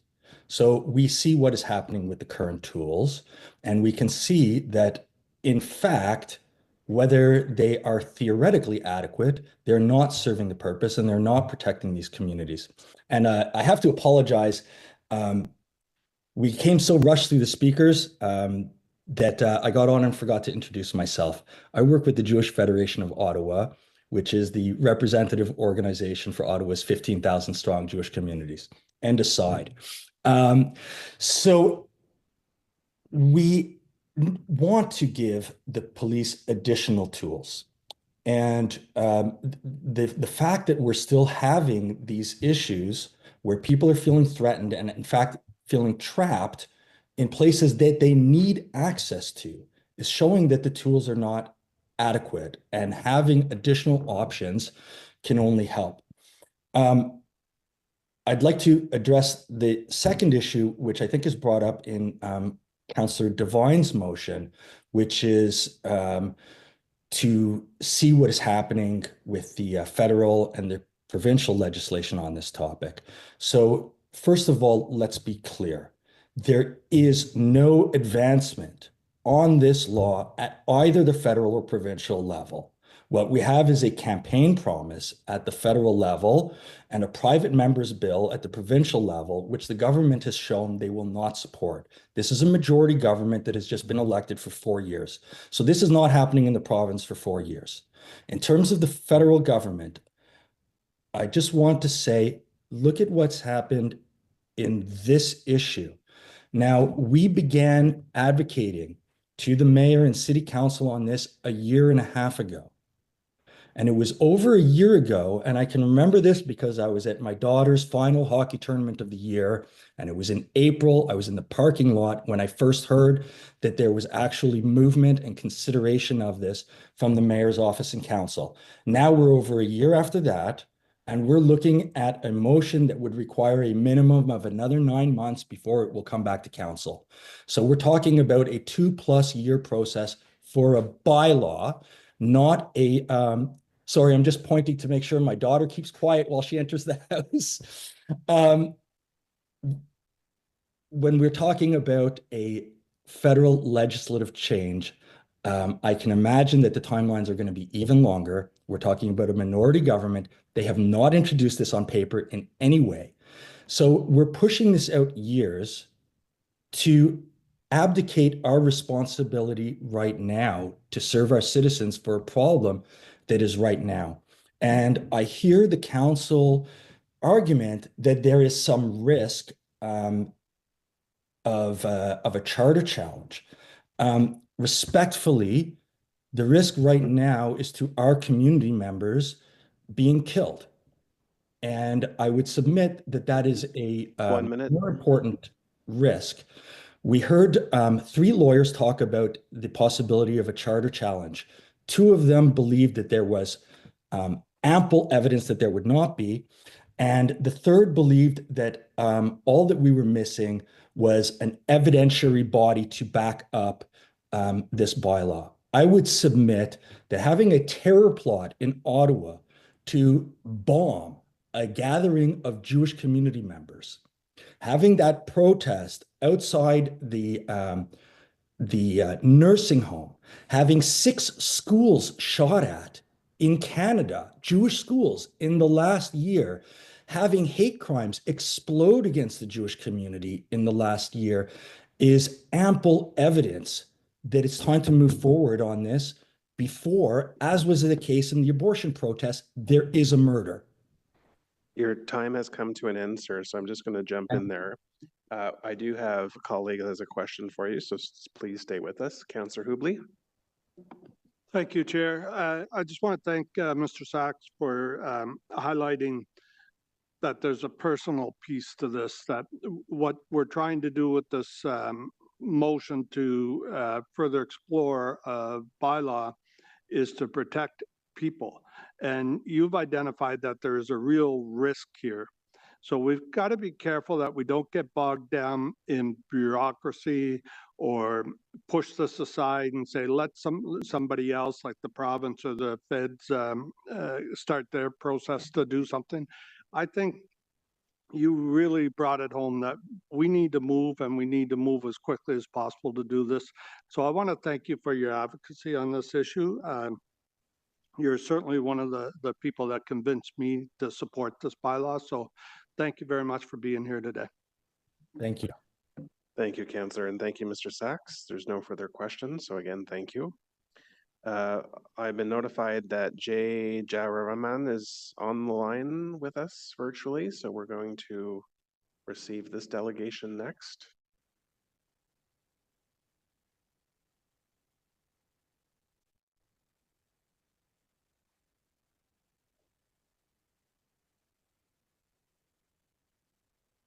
Okay, can you hear me now? Yes, we can. Good morning to you. You have up to 5 minutes. Thank you, Chair. Dear Mayor and the City Councillors of the City of Ottawa, Greetings to all of you. Permit me to first of all thank you all for giving me and us this opportunity to delegate. Along with others that made their presentations both for and against, I am here to ask for your support for this feasibility assessment named Vulnerable Social Infrastructure Bylaw, colloquially known as the Bubble Bylaw. My name is Jay Jayaraman. I am representing the Hindu Federation as Secretary of the Federationists, as well as on my own behalf as a resident taxpayer of Ottawa for over 50 years and as a Canadian citizen. Hindu Federation is an amalgamation of temples of varied Hindu denominations and other Hindu organizations in Canada. It serves as a platform to bring into the glare of publicity our great community and to celebrate its achievements in the areas of religion, arts, culture, and heritage, as well as contributions to Canada. Hindu Federation is also a strong advocate and supporter of Multi-Faith Federation. Various organizations have been engaging governments at all levels to alert the need for legislation like this for improved safety and security. My predecessors have given examples of events in the recent past, so I will not add more examples. We of the Hindu Federation are expressing our strong support for the proposed bubble legislation bylaw aimed at establishing protective safety and perimeters around places of worship, primary and secondary schools, community centers, and other such public spaces across the city of Toronto. I also understand this bylaw clearly identifies those public areas where such protests will not be prevented. This proposed bylaw is a proactive and inclusive step toward safeguarding all communities, irrespective of faith, background, or identity. By ensuring a designated zone of safety around these vital community places, we can better protect children, families, worshippers, and vulnerable individuals from targeted harassment, intimidation, or disruption, or noise, etc. While freedom of expression is a foundational Canadian right, it must be exercised responsibly and without compromising the safety and dignity of others. Unfortunately, there has been a rise of incidents where individuals have exploited this right to threaten or disrupt peaceful gatherings, particularly at places of worship, causing emotional distress, public disorder, and the need for costly municipal responses. Developing and implementing this proposed bylaw will not only enhance public safety but also help reduce the financial and operational burden of Ottawa police services, municipal staff, etc. This is not just a policy that benefits a few, it is a common sense public safety measure that addresses the needs of our entire diversity. We urge you and the City Council to move forward with this legislation swiftly and decisively. Lastly, if I may, I want to stress the importance of laws and bylaws at all levels of government. Ottawa need to lead by example similar to other cities. As a footnote, when we raised our concerns last year regarding some of the violent protests at both federal level as well as provincial authorities, the response was, it is not in our hands. It is beyond our jurisdiction, basically passing the buck to somebody else. Ottawa cannot and should not wait for others to act. All levels of governments need to have the tools and act together. Thank you. Thank you very much, Mr. J.I. Raman. I don't see any questions from my colleagues, so I want to thank you again for your delegation this morning. Thank you. Thank you, Chair. Okay, next we have Aviva Shapiro, followed by Elizabeth Holding. And Ms. Shapiro, are you online?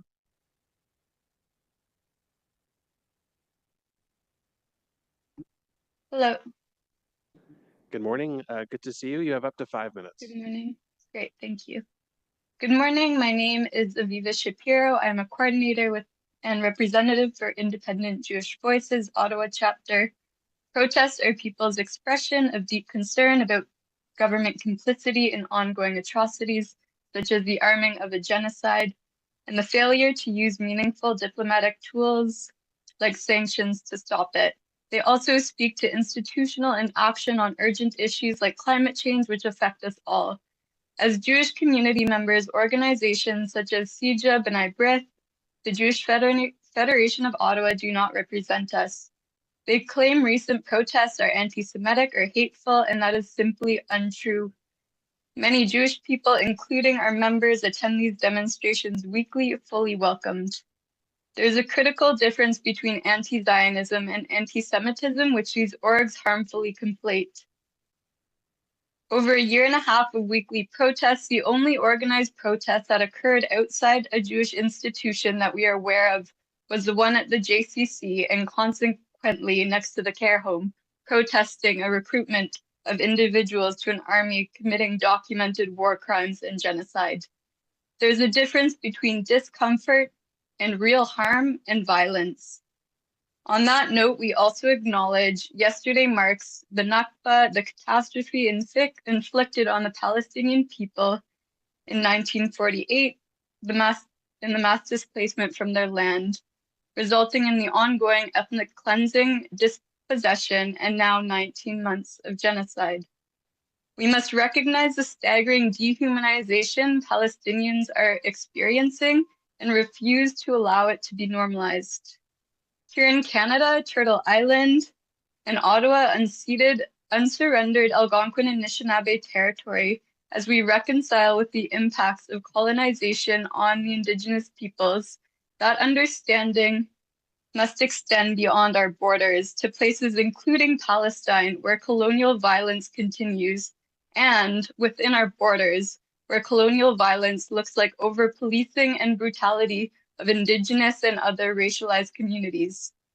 As a police liaison at many of these marches over the past year, I can say the only violence I have witnessed came not from demonstrators, but from police or individuals outside the protest. When sergeants arbitrarily shifted what areas and streets are legal to protest on, officers violently hit and shoved crowds with elders and parents, with children in strollers and youth without warning or justification. Regarding safe access, please ask us how we work with the police liaison teams already effectively to deal with the situation of access during protests. I'm extremely concerned the blanket bylaw will cause confusion in enforcement and unintended consequences. The legal implications of policing and navigating this could be detrimental to our community. The proposed bylaw would preemptively ban and muddy lawful peaceful protests, our freedom of assembly, association, and expression in public places solely based on proximity to an unknown number of institutions. Given what we're seeing south of the border with authoritarianism and fascism on the rise, it would be irresponsible and dangerous to expand police authority to curb our constitutional rights. This is not only about Palestine, though certainly a moral litmus test, as we are seeing in the US, is about all our civil liberties. As part of a coalition of over 60 organizations, including labor, climate, human rights, and others, civil society is not on the side with this bylaw, and the city should listen. Thank you. Thank you, Ms. Shapiro. We do have some questions for you. Councillor Johnson is first. Thank you. Yeah, so I just wanted to pick up on your request for someone to ask you about on the ground right now. What are you doing with the police liaison teams to promote safe access? And yeah, tell me about that. Yeah, so as I had mentioned, the majority of protests are pretty simple. You know, they're the marches through downtown, but in the cases that they are outside of, say, weapons manufacturers or more targeted protests, we work closely with the police liaison teams to negotiate a balance between having our voices heard, having our Charter of Rights respected, and also like allowing access. So I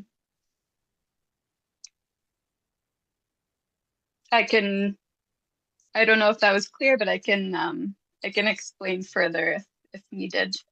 No, I'd just like to understand from your point of view, you think that there's already pieces in place that allow for safe access and that police are leading the the monitoring of the sites.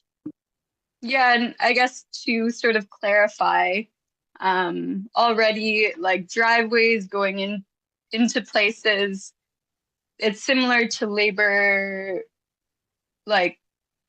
situations where you sort of have to have a moving picket line, and we agree to like every so often allow a car through, and this is a way to get voices heard, to try and encourage them to interact with the message that we're trying to give them. But so far, like as a liaison team, we're working well with the OPS liaison officers, and it's taken some time after the increase of violence. And I'm concerned that adding another bylaw that's going to cause confusion for both them and everyone else around and involved is dangerous to that.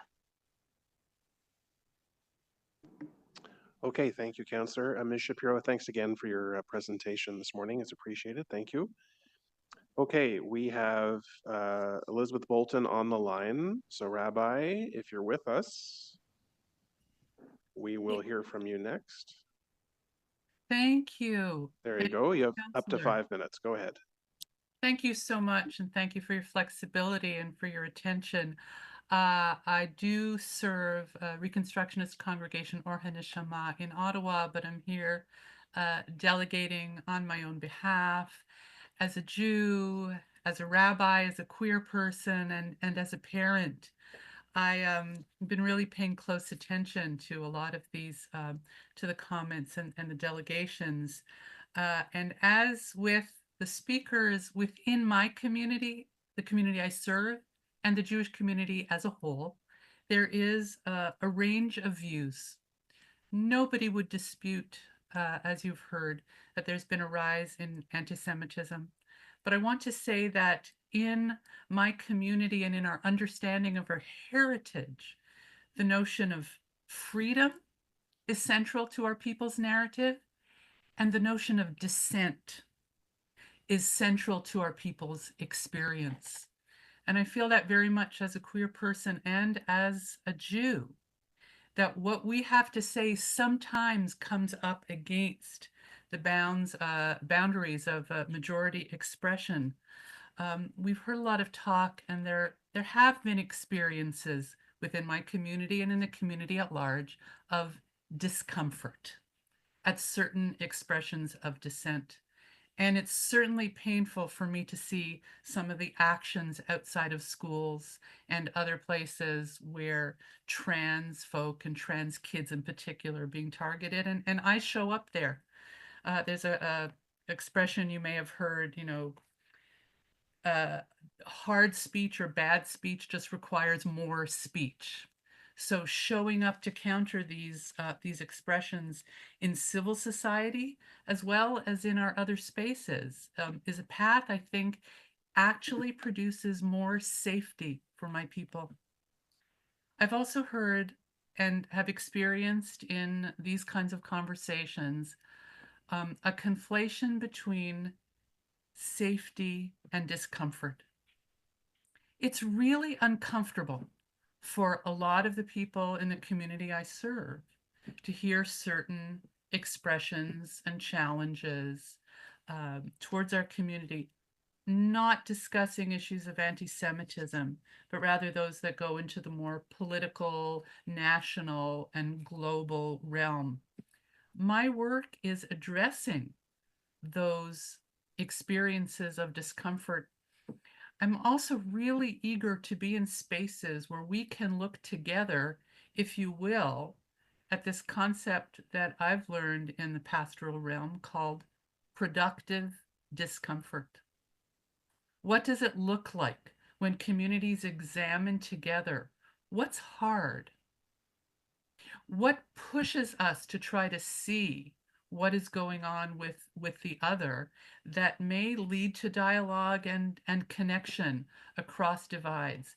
Again, this is in no way in terms of what you have to consider to suggest that we need to tolerate or provide space in this city or anywhere for violence, for acts of vandalism, anti-Semitism, expressions of hostility that would lead to literally physical harm for members of the trans and queer community, for the Muslim community, or any minority community in our city.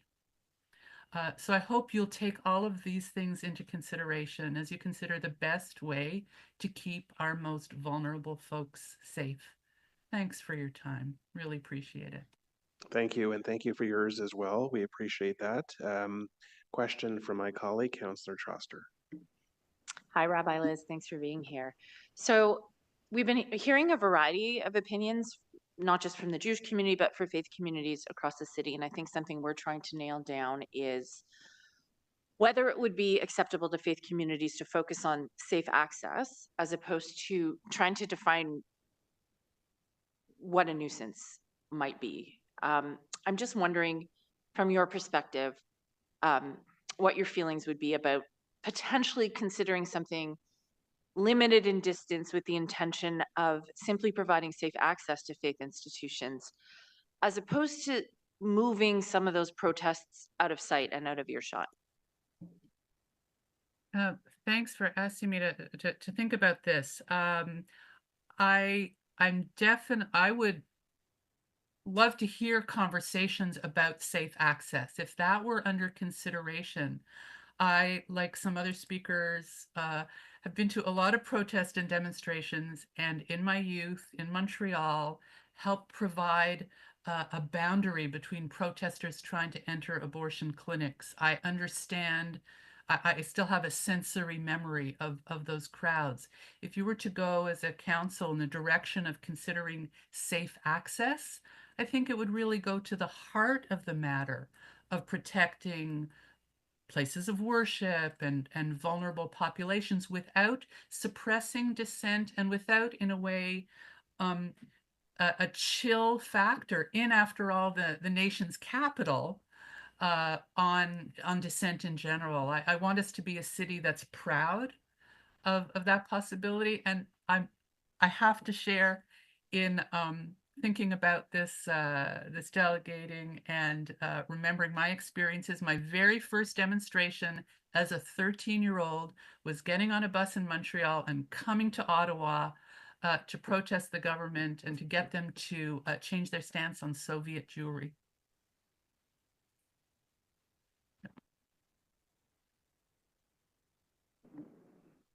Thank you, Councillor. Thank you. And we have another question, Councillor Dudas. Thank you very much, Rabbi, for your delegation, for your insight, and for your thoughts on this. I did want to seek your thoughts on something else. So you mentioned that you've been involved, or you're aware of protests that cause discomfort. And trust me, I've been in the Women's March. I've been on picket lines. There is a level of wanting to cause a disturbance and discomfort. But yesterday, when I asked the Director of Education how children felt at a school where there was protests outside, and he used the word fear. Today, we were listening to the director of the Hillel Lodge, who said that he used the word terror in terms of how the seniors felt when they didn't understand what was going on. And then we also heard from someone from the Hindu community who spoke about a protest that completely went awry in Vaughan, where there was absolute horror in terms of what was happening because people were hurting each other. These are all extreme situations, but they've all happened, and those people felt those different things. That goes beyond discomfort. So my question to you is, what we're talking about today is putting a buffer. I used that word before, but it is literally a buffer to allow protests to continue, but to at least give that space, that physical distance for people to feel a little less of those extreme emotions, particularly and only our most vulnerable individuals in our community. Is that something that you would consider a reasonable course of action? Thank you, Councillor Dudas. As with what Councillor Troster was asking, yes, of course, I would certainly hope as you continue with your considerations that this notion of a specific and boundaried approach to protecting our most vulnerable be uppermost in your minds. It certainly is in mine. Children, the vulnerable elderly, these people absolutely need protect. They need to be in school. Those children are required to be in that space. Those elderly, that is their home. And I also serve as a chaplain and a pastoral counselor. So addressing discomfort and fear is kind of what I do on a weekly basis. I've also learned and had a lot of training in terms of how to cope with that I can't prevent discomfort. And I can't forestall those things, but I can be there and walk alongside folks and make sure they understand, no, you don't deserve this for who you are. This isn't. So yes, I think that's vital. Unfortunately, I can't respond about Vaughan. I'm not aware of the details there, but there's never any excuse for terrorizing a population to express your opinion. I think Ottawans, especially those in Centertown, know that very well at this point, and that's a horse of a different color. Rabbi, thank you so much for being here. I really Thank do you. appreciate your insights. Oh, that's so kind of you. Thank you. Thank you. That concludes questions, Rabbi. So thank you again for your time today. It's appreciated. Elizabeth Holding, followed by Sylvia Smith. Chair, Elizabeth Holding will need to accept the prompt to be promoted. Okay, Ms. Holding, if you can accept the prompt.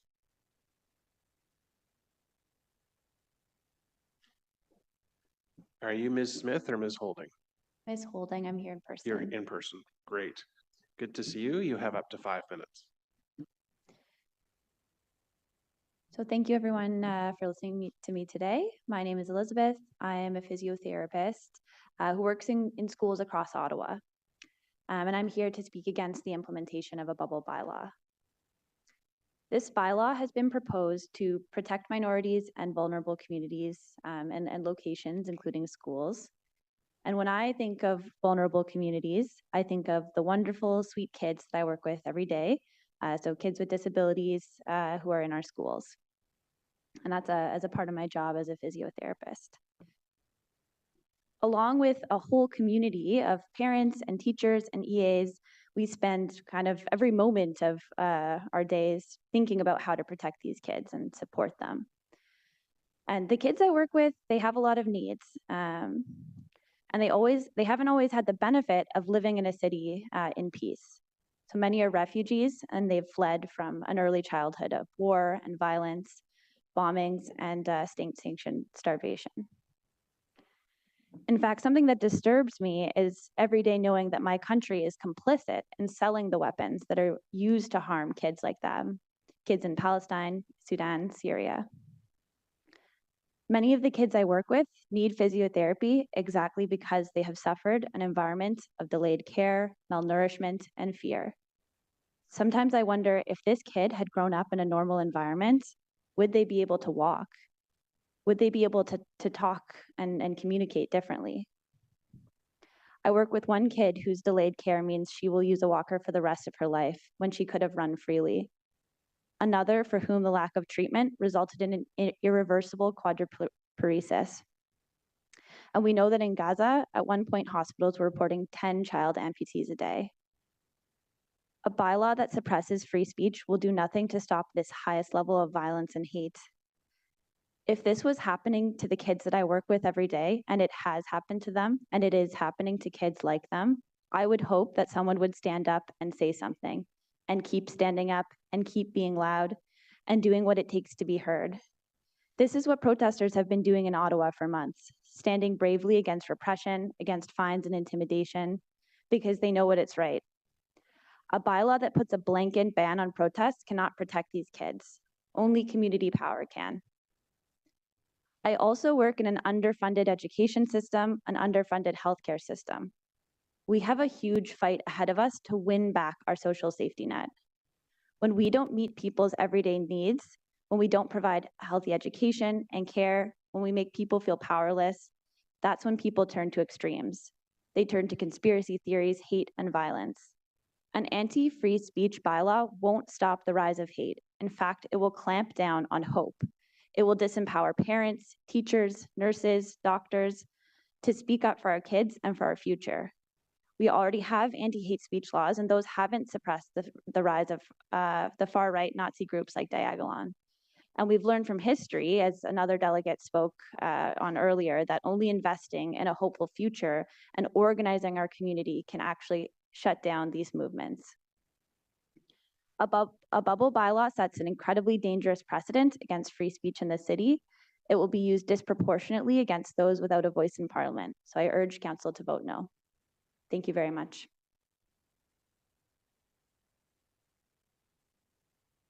Sorry, I was just having a chat there. We do have a question from Councillor Leeper, if you don't mind. Councillor Leeper. Thank you very much, Chair. I'm particularly struck by the point, first, thanks for your delegation this morning. I am struck by the point you made with respect to the risk of disproportionate enforcement, particularly if the way the motion that Councillor Hill has put forward is what moves forward. There's a lot of discretion and judgment and subjectivity in the way it's currently framed. Would you worry the same degree if protest were enforced or regulated according to distance from vulnerable social infrastructure? I think that yes, the point of protest is to communicate and be disruptive. And I think that it's a bit of a slippery slope to start just inching that further and further away. And I think that it's important that people, be able to have this appropriate distance. Also looking at maps of how this would play out, a lot of these overlapping kind of bubbles, it leaves these tiny sections of street. And that seems pretty impossible to work around, especially when it's actually, in my experience of organizing and being at protests, safer to have a degree of movement. And so I think that it is important that it not be kind of starting down this path of just etching out areas where it's not appropriate to protest. And I know that's on some of my colleagues' minds, is best just to vote against any kind of a bubble bylaw at all. And that's something with which I'm going to have to struggle when it gets to council, because I'm not on this committee. But I'm sorry, I didn't hear you address the question of disproportionality and the risk thereof. I mean, yes, I think there's incredible risk of disproportionality. It's being implemented by police and bylaw agents, and we've seen, studies that show that police and bylaw use disproportionate violence against racialized communities, against the queer community, and so and also folks with disabilities. Actually, I'm sorry, I likely wasn't clear. If this were a bylaw that was more similar to what Toronto appears to be going down according to the media last night, that just speaks to you cannot protest within X number of meters of a piece of vulnerable social infrastructure, you're still concerned about disproportionality then? Yes, the risk thereof, yeah. Okay, thank you. Thank you, Councillor Leeper and Councillor Kelly. Thank you very much, Chair. Thank you for your delegation. You are at least the second person today that I have heard characterize a potential bylaw limiting the proximity in which you could protest to vulnerable infrastructure as a blanket ban on protests. You've also used the term slippery slope. I'm having a hard time reconciling those two things being used at the same time. So I think it would either be a slippery slope towards something, or it would be a blanket ban. And I obviously don't agree that limiting the proximity to schools or hospitals in terms of protesting would be even remotely a blanket ban. Point of order, is there a question here? Could you? I've only been talking for about 20 seconds, so. Go ahead. Councillor Kelly has the floor. No, I do have a question though. Councillor Kelly, you have the floor. Just ask the delegate your question. Could you explain how you've come to the conclusion that this bylaw would constitute a blanket ban on protesting? Absolutely. I mean, we have existing laws that protect against hate speech. And so when I was using that term, it's to refer to any form of free speech now being not able to be used, in those areas, which cover a large portion of our downtown. Thank you. Okay, seeing no other questions, thank you for coming down today. Appreciate your delegation. Thank you. Sylvia Smith is next on my list. Is Ms. Smith with us? Good morning. Oh, okay. Sylvia Smith online? She is not, okay. And we'll go back to Eden Shearer.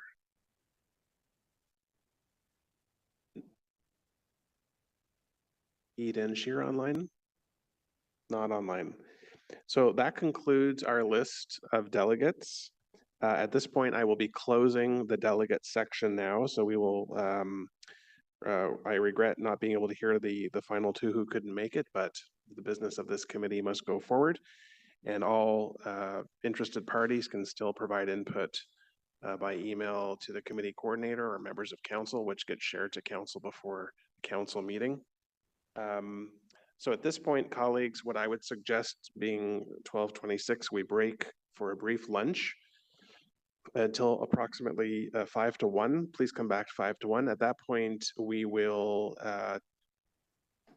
the city solicitor would like to start off with some comments to the joint committee, which we'll hear first, and then it'll be in order for members to direct questions to staff and go from there. So we'll break or recess until 12:55. Thank you.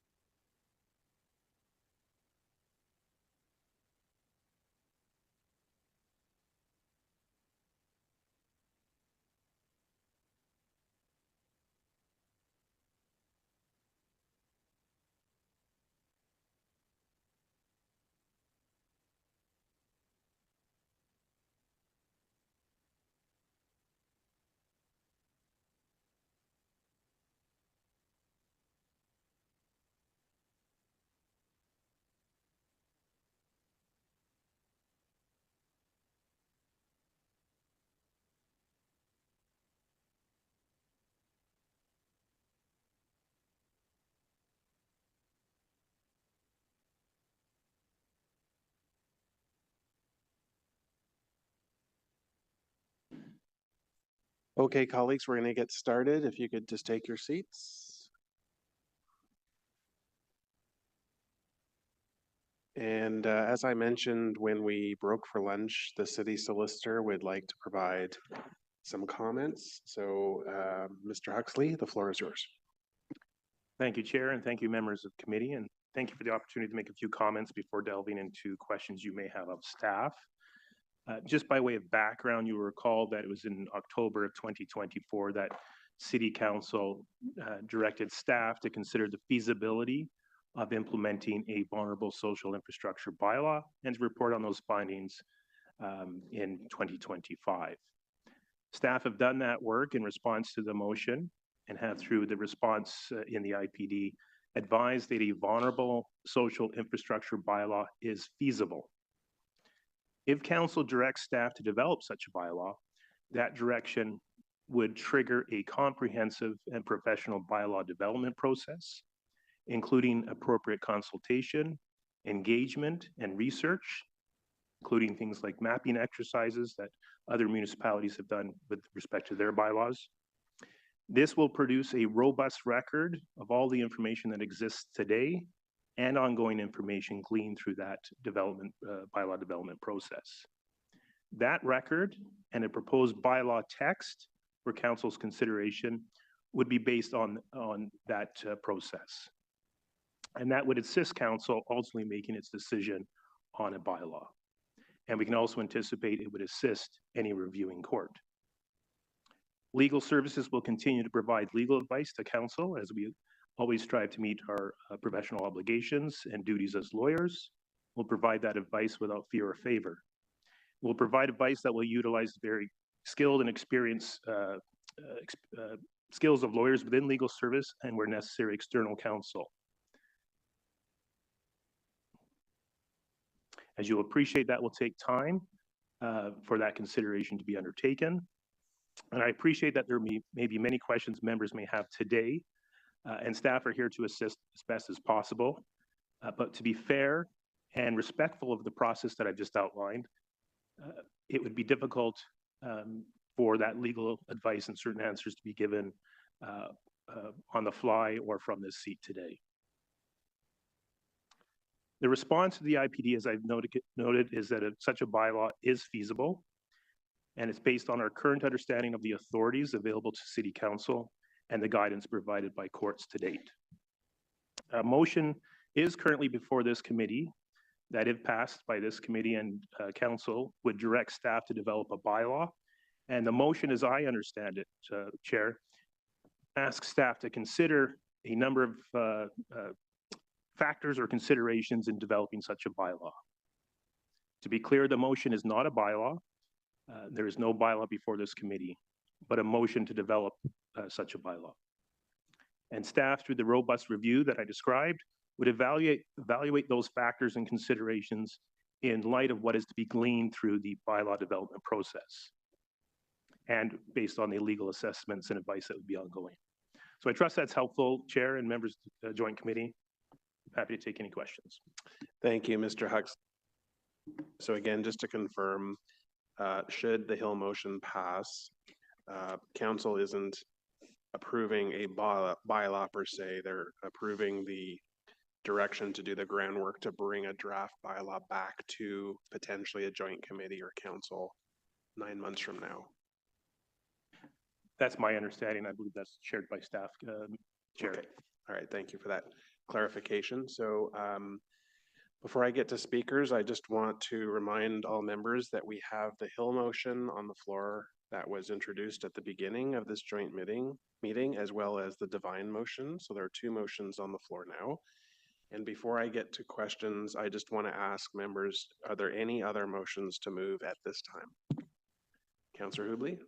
Thank you, Chair. I have a motion that includes friendly amendments to the Hill motion, but I'll leave it to the clerk's office or to you as the chair to rule whether this is a separate motion or just friendly amendments. Okay, why don't you introduce it, and then we'll need some time just to answer the procedural questions, but please go ahead and introduce. Okay, I'll just do the therefore be it resolved part of it. Just for anybody that's listening to us today, I just want to clarify that what these friendly amendments represent is the discussion that has been taking place around the table here as we listen to delegates. I'm honored to be part of that and to work with all my colleagues on both sides of this issue to come up with something that we hope is workable, as Mr. Huxley pointed out, to give some sort of direction to staff as they continue to try to develop a bylaw here. Or a potential bylaw that will then have to go to public consultation again once we have a specific bylaw. So therefore, be it resolved that council directs staff to develop a vulnerable social infrastructure bylaw for the city of Ottawa within a 9-month timeline, incorporating the following considerations. Prohibition of demonstrations near vulnerable social infrastructure. The bylaw shall prohibit demonstrations within a defined distance of a vulnerable social infrastructure. Vulnerable social infrastructure may include, but is not limited to, places of worship, schools, hospitals, and long-term care and congregate care facilities. Time-limited protective zones. Staff shall consider establishing time-limited protective zones that are active only during operational hours or specific high-risk periods.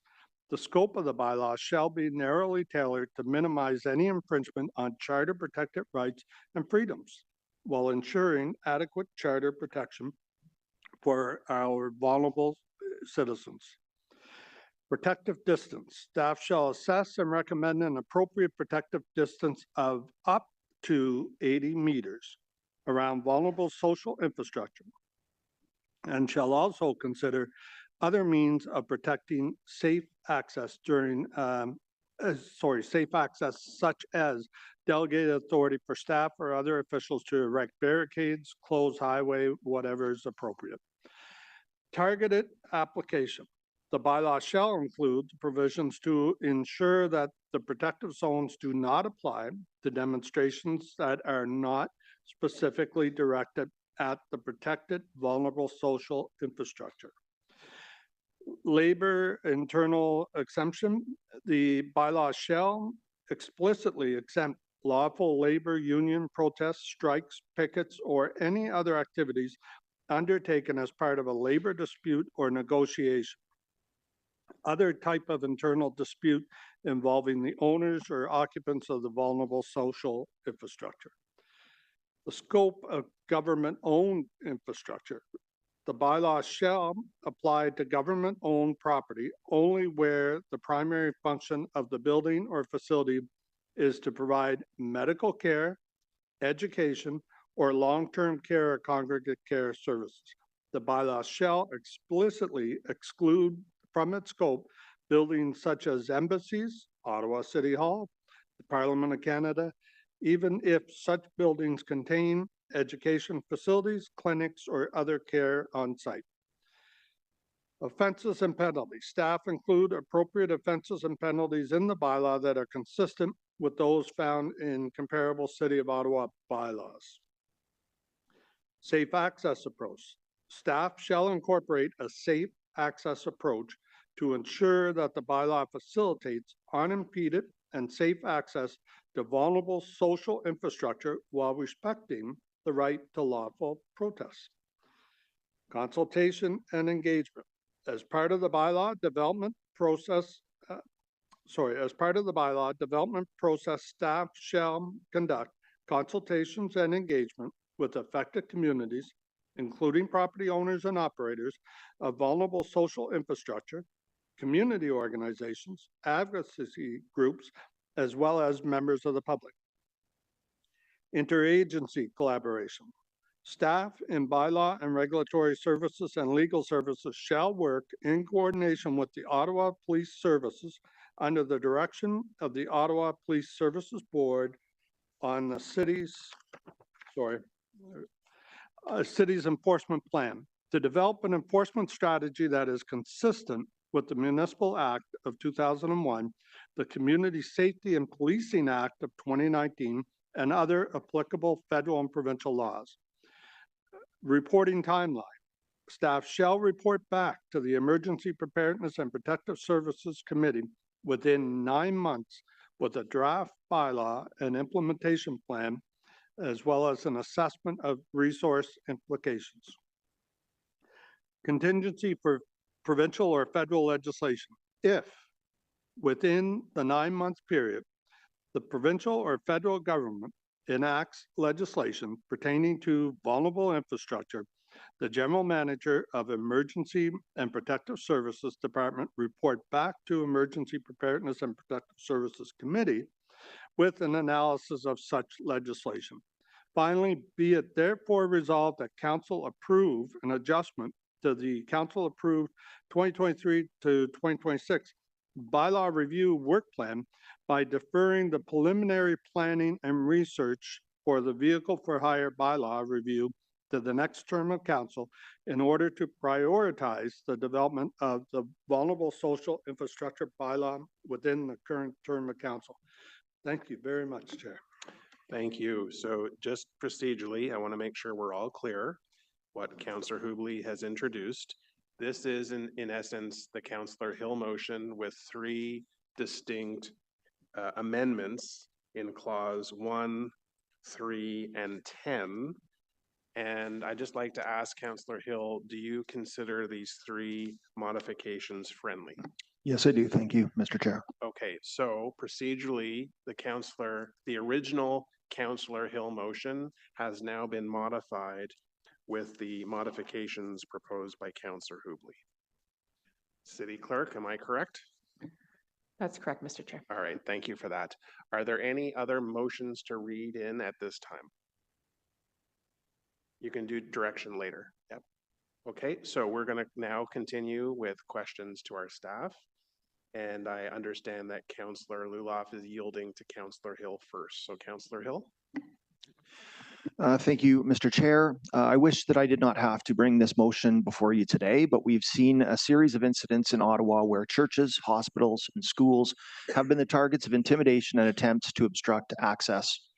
During the pandemic, CHEO was overwhelmed by protesters, sick children had to push through crowds to receive support, and doctors and nurses who were coming to save lives in the middle of a pandemic were being harassed. In 2023, Broadview Public School was the target of protesters that intimidated children and staff just trying to get to school. Clashes between protesters and counter-protesters meant that fights were breaking out mere meters from where students were trying to learn. In 2024, a protest outside the gates of the Jewish Community Center resulted in swarmed vehicles and loud anti-Semitic chants that disrupted and caused painful memories for residents of a retirement home on that campus. I believe strongly in the freedom of expression and assembly. I want to protect the charter rights of protesters, and I never want to create an environment where our voters cannot criticize the decisions of this council or any other authority. But the vulnerable people of our city also have charter rights. The sick children looking to get medical care have the right to essential life-saving services. Students have the right to receive an education free of attempts to scare them away. People of faith have the right to worship unimpeded. And minority groups have the right to associate with others of their community free of fear of mobs. As a council, the clash between charter rights is not a reason for us to turn away from the crisis in front of us, but it's a call to step up and lead. That goal is what Councillor Hubley and the Mayor and I have been working on in this motion, and it was to be surgical, minimizing the impact on the protester while maximizing the protection for vulnerable people. Between the 3 of our offices, we've consulted widely and have done our best to ensure that all the concerns that were raised to us were captured in this motion, and they'll continue as staff are taking the next 9 months to consult, listen, and ultimately build the best bylaw possible. We wrote our motion very narrowly with a focus on preventing intimidation and ensuring safe access. We ask staff to put safeguards into the eventual bylaw to ensure that any protective zones only impact specified demonstrations that specifically target the vulnerable social infrastructure. Knox Presbyterian Church is just around the corner from City Hall. So to spell it out clearly, if you choose to protest City Hall, you can. The fact that Knox Presbyterian is next door and that there's a daycare in this building will not deny anybody the ability to assemble and speak out at City Hall. Common sense prevails. We're asking staff to consider time-limited protective zones so that if a school is closed for a weekend or a place of worship is outside its hours of operation, we're not placing protections on empty buildings. We built in specific carve-outs for labor protests, strikes, and pickets. We made explicit that embassies, City Hall, and Parliament are not protected. We've encouraged staff to consider as minimal protective zones as possible, and this has all been based on your feedback. Our intention is to keep the total size of these zones as small as possible, and we've asked staff to keep fines consistent with other Ottawa bylaws. Vaughan can keep its $100,000 fines. What we're looking for is a made-in-Ottawa solution for Ottawa. I understand the instinct to default to higher levels of government and the courts. Yasser Naqvi, a leader on this file for the Federal Liberals and former Attorney General of Ontario, who led the installation of provincial bubble zones for abortion clinics, has spoken to the value of Ottawa taking this step more eloquently than I can, but I'll try. It's not an either-or position between a city bylaw and the federal government. There are things that the criminal code can do that bylaws can't, and things that bylaws can do the criminal code can't. We need to be realistic. It's not fair to say that there is federal legislation coming. That was a comment made during the last election, which will need to go through their bureaucracy. That's not legislation. In 2015, an election promise was made about electoral reform, and we've all seen where that went. As for the courts, I'm not a lawyer, but we heard yesterday from several. They shared their belief that this is not only within our legal remit, but that it strengthens our compliance with the Charter. Remember, the Charter does not just apply to the demonstrators. It applies to everyone, and we have an obligation to parse out the nuance between competing demands. We can't hide from that. We need to get our hands dirty and work to fix it. Some around this table are asking us to wait. We can't wait. Our communities have already waited long enough. We're not waiting for another crisis to happen. They've already happened. At Broadview Public School, at CHEO, at the JCC, at mosques and gurdwaras across Canada. We have an opportunity today, and our residents deserve that from us. Thank you for your time. Thank you, Councillor Hill. Councillor Lulaf. Thank you, Mr. Chair. Today, we're being asked to consider a bylaw aimed at protecting vulnerable infrastructure, critical places in our communities such as hospitals, schools, daycares, and long-term care homes from interference that could compromise safety and well-being. And at its core, this bylaw challenges us to weigh two essential values: the right to protest and express dissent, and the right of residents to safely access services and enjoy their property without obstruction or fear. I want to begin by stating what should be obvious, but bears repeating. The right to peaceful protest is protected by the Charter of Rights and Freedoms. It's a cornerstone of our democracy, and I've long defended intellectual freedom in my work on this council and at the Ottawa Public Library. And I continue to believe that healthy society protects even speech we may not agree with. Mais les droits ne peuvent pas exister But isolément. right cannot exist in a silo. Every right has some responsibility, such as the respect of the rights of others. And this is where it's difficult to find a right balance. People who've been unable to access their homes, whose children couldn't sleep due to blaring noise, whose workplaces were obstructed, sometimes for days. People have the right to reasonable enjoyment of their property. They have a right to move freely and safely in their community. And we've also heard the argument that protest is meant to be uncomfortable, that it must be disruptive, to force people to engage with a message. But I reject unequivocally the idea that anyone in a free society should be compelled to engage with a political cause against their will. That is not democracy, it's coercion. The Charter protects rights and freedom of expression, but just as importantly, it protects freedom of conscience and freedom not to express. These rights include the freedom not to be drawn into a protest you don't choose, not to have your home and business turned into a battleground, and not to be made captive to someone else's cause. Compelled speech and action are incompatible with intellectual freedom. Democracy doesn't mean the loudest voice wins. It means all voices, even the reluctant and silent, are respected. We must never confuse disruption with legitimacy or presume moral authority lies in the willingness to impose discomfort. Protests cannot come at the expense of someone's ability to pick up their child from daycare, visit a loved one in a long-term care home, or send their kids to school without fear of disruption. It cannot prevent someone from getting to a medical appointment or from simply feeling safe in their own neighborhood. Ce règlement ne doit pas devenir une This bylaw is not something that can be used to silence people. It has to be focused and used with restraints. We cannot mix a disagreement with a real issue. But if a protest become an obstruction or is used as intimidation, we have to intervene. Federal government is contemplating similar measures. While this discussion remains important locally, I encourage residents to continue to raise their concerns with their members of parliament to ensure that any broader legislation is coordinated and avoids unnecessary duplication. We all want to live in a city where people are free to speak, to assemble, and to dissent. But we also want to live in a city where people are free to sleep, to move, and to live in peace. A mature democracy must hold space for both. Thank you. Thank you, Councillor Luloff. Councillor Gower. Thanks, Chair. I have some comments and some questions for staff. I think everyone, including myself, who came into yesterday's meeting, started the meeting with their mindset. I think everyone's listened to the range of feedback and advice, and perhaps, well, I have a clear understanding of the problem we're trying to address. There's people in groups in our city who have clearly been subjected to unacceptable behavior and words and actions that have no place in our community. And I also have a better understanding of the immense difficulty in crafting a bylaw that achieves an appropriate balance between health and safety and freedom of expression.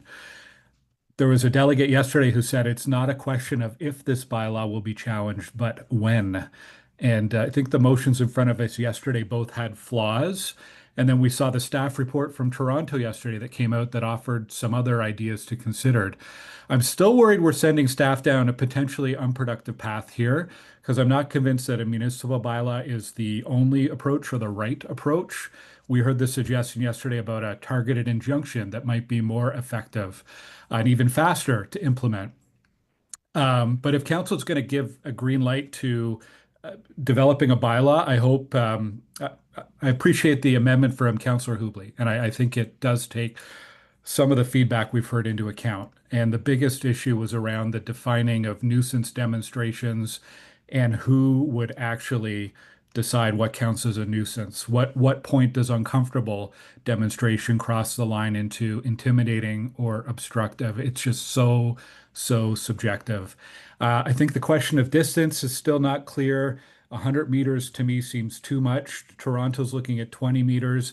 And then I'm just starting to anticipate all the exceptions that need to be carved out. Yes, City Hall, municipal facilities, federal facilities, and so on. So that's one thing I wanted to ask staff.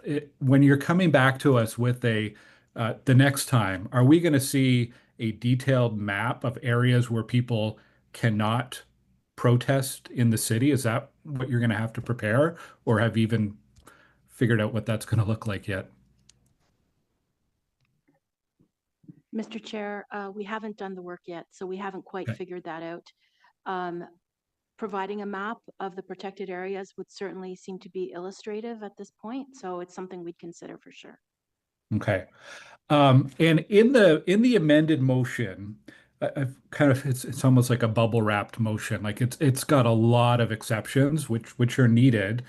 My concern is that do staff feel they're going to be restricted in any way? For example, if one of the clauses in the motion ends up contradicting another inadvertently, will staff have the ability, the leeway to identify that for councillors and to make alternate recommendations from what we've directed here? Yes, Chair. Staff would provide its professional advice, including legal advice on presenting a bylaw that is lawful and enforceable. Okay.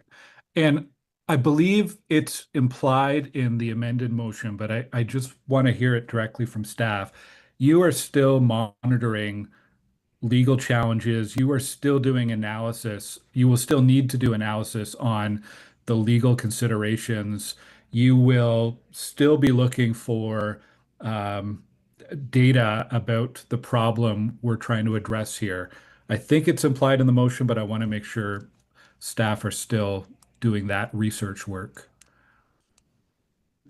Yes, Chair, that would be an ongoing commitment. That would be a commitment that as legal services, we would have with respect to any bylaw that exists currently on our books. If there's any developments in the jurisprudence or the legislation, we have to be mindful of that. So that would be an ongoing commitment. Okay, I am glad to hear that. Yeah, I'll just say again, I'm still not convinced that a bubble bylaw is the only or the best tool to address this. And I think there's obviously a lot of work that our bylaw staff is going to do. Have we identified what work gets bumped in order for staff to have the capacity to do this work? Yes, Mr. Chair, the motion identifies the delay of some preliminary work we had planned for the review of the vehicle for hire bylaw. If this motion is approved by committee and council, then we would delay that work until next term of council. But what does that mean? What's the implication of that delay? It means that instead of starting the vehicle for hire bylaw review this term with some preliminary, I would call back pocket work in terms of research and planning, we would do all that work next term of council, assuming, of course, that council approves that the vehicle for hire bylaw should be reviewed next term. Okay. Could I ask, and Chair, if you need a direction, I'm happy to do as a direction, that before this comes to council, we get a written memo from staff on what that change in the work plan means in terms of timelines for that bylaw review that's going to change, and any other relevant information of the impacts of that change in the work plan. Will staff agree to provide that memo before council? Yes, Mr. Chair. Okay, so Councillor Gower, staff will do that. Okay, thanks, Chair. That's it. Thank you. Thank you for those questions. Councillor Dudas. Thank you. I have a couple of quick questions and then a comment I wanted to make. I noticed we have a member from the Ottawa Police here. Forgive me, I can't see your title, but is it Inspector? It's Superintendent. Superintendent, I was giving you a promotion. I wanted to ask, we know that bylaw and police would be enforcing this bylaw if it were to be drafted. Could you provide your thoughts in terms of what do police think about this bylaw? Would it be a useful tool in terms of ensuring that protests are done safely and that vulnerable members of our community are protected? And would you be involved in drafting the bylaw? Thank you for the question. Merci, Monsieur le Président. I'm going to start with a quick introduction of what we do, how we respond to demonstration and protests, and hopefully we'll answer some of your questions that I anticipate. Our core responsibility is to maintain public peace, uphold the law, and protect both the safety and rights of members of the public, regardless of their viewpoints. We respect lawful protest as a democratic right, and we also working to ensure individuals can access services such as healthcare, places of worship, or education without the fear of harassment or obstruction. The Ottawa Police Service responds to hundreds of demonstrations each year. As the seat of the federal government, Ottawa sees all types of protests from geopolitical conflicts to more local issues. We've been very successful at managing demonstrations with minimal arrests and charges. This is due in large part to the great working relationship between our police liaison team and organizers. When we're talking about demonstration or public protests, these events are rarely simple. Every situation is different. The people involved are different, the risks, the locations, the size of the crowds. It all changes. And that means that our approach has to be flexible, thoughtful, and grounded in experience. We know that people have right to protest. That's a fundamental part of a healthy democracy. Our job is to make sure that this happens safely for everyone, for protesters, for residents, for businesses, and for our officers on the ground. But as you can imagine, that can be challenging. We're managing competing rights, safety concerns, operational pressures, and sometimes very fluid situations. At the end of the day, we all have the same goal: safe, peaceful events in a community that trusts the way we manage them. And at the same time, we're managing public expectations, which are often very different depending on who you ask, and as we have witnessed in the last few days. Some people want us to take immediate action to clear protest. Others want us to stand back and let people express themselves fully. And often we're hearing both opinions at the same event. That's why preparation is so critical for us. It's not just about showing up for the day of the protest, it's about months of planning, intelligence gathering, risk assessments, and building relationships ahead of time. We've learned that over the past few years, and we continue to learn and adapt. We're focused on improving how we communicate, not just with the protesters, but with the community, businesses, city partners, councillors, and internally within our police service. And ultimately, that's what we want. And that's what I know that you want, is to be able to manage demonstrations in a way that protects people's rights and keeps everyone safe. As for the bubble bylaw, or the vulnerable social infrastructure bylaw, we have been in communication with the city staff. We're open to helping develop this bylaw. And we believe that a municipal bylaw that serves an additional narrowly tailored tool to help prevent escalating behavior before it comes to criminal could be useful. It could be complementary to the tools that we already have. It's important to emphasize that police don't take any position on the issues being protested. Our concern is public order, safety, and access, not the substance of any political, moral, or social issue. That said, we are ready to work with staff should this bylaw be proposed and approved. Okay. Thank you for your response.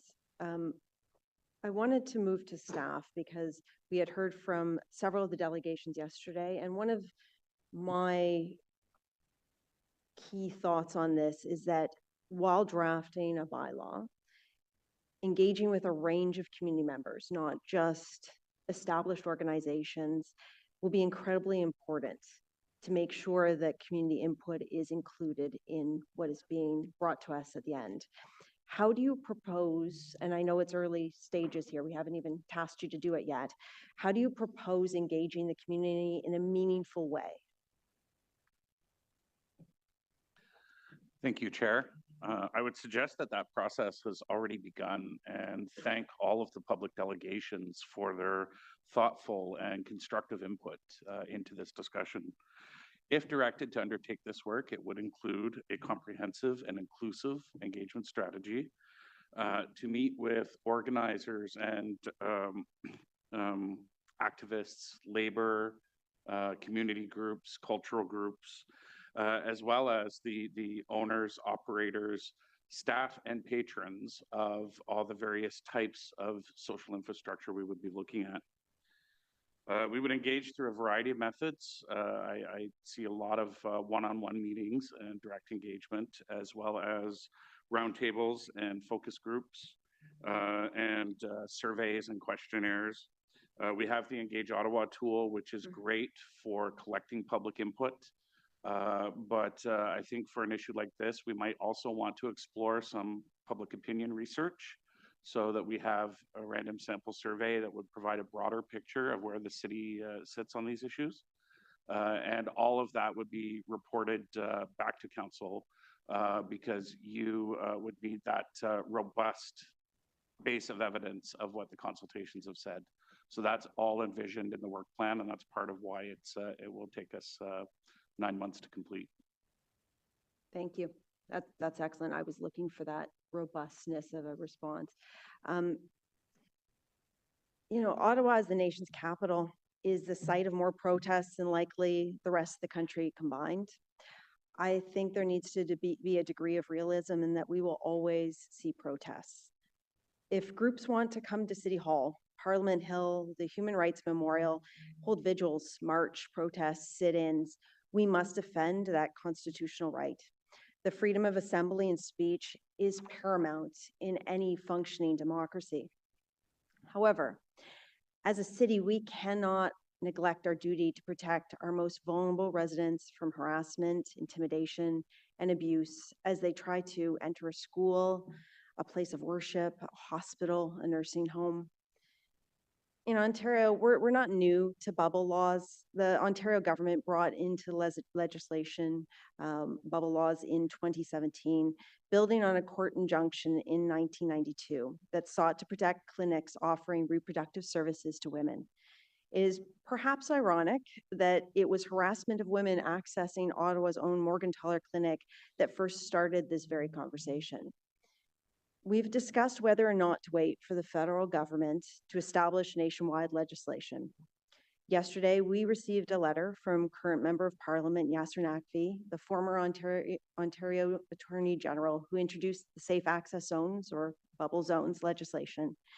He indicates his support for Ottawa drafting a bylaw, adding that it is not enough to respond after the fact. We must take proactive and preventative measures to protect our communities. This type of bylaw represents a thoughtful and principled step in that direction, which is complementary to our efforts at the federal level.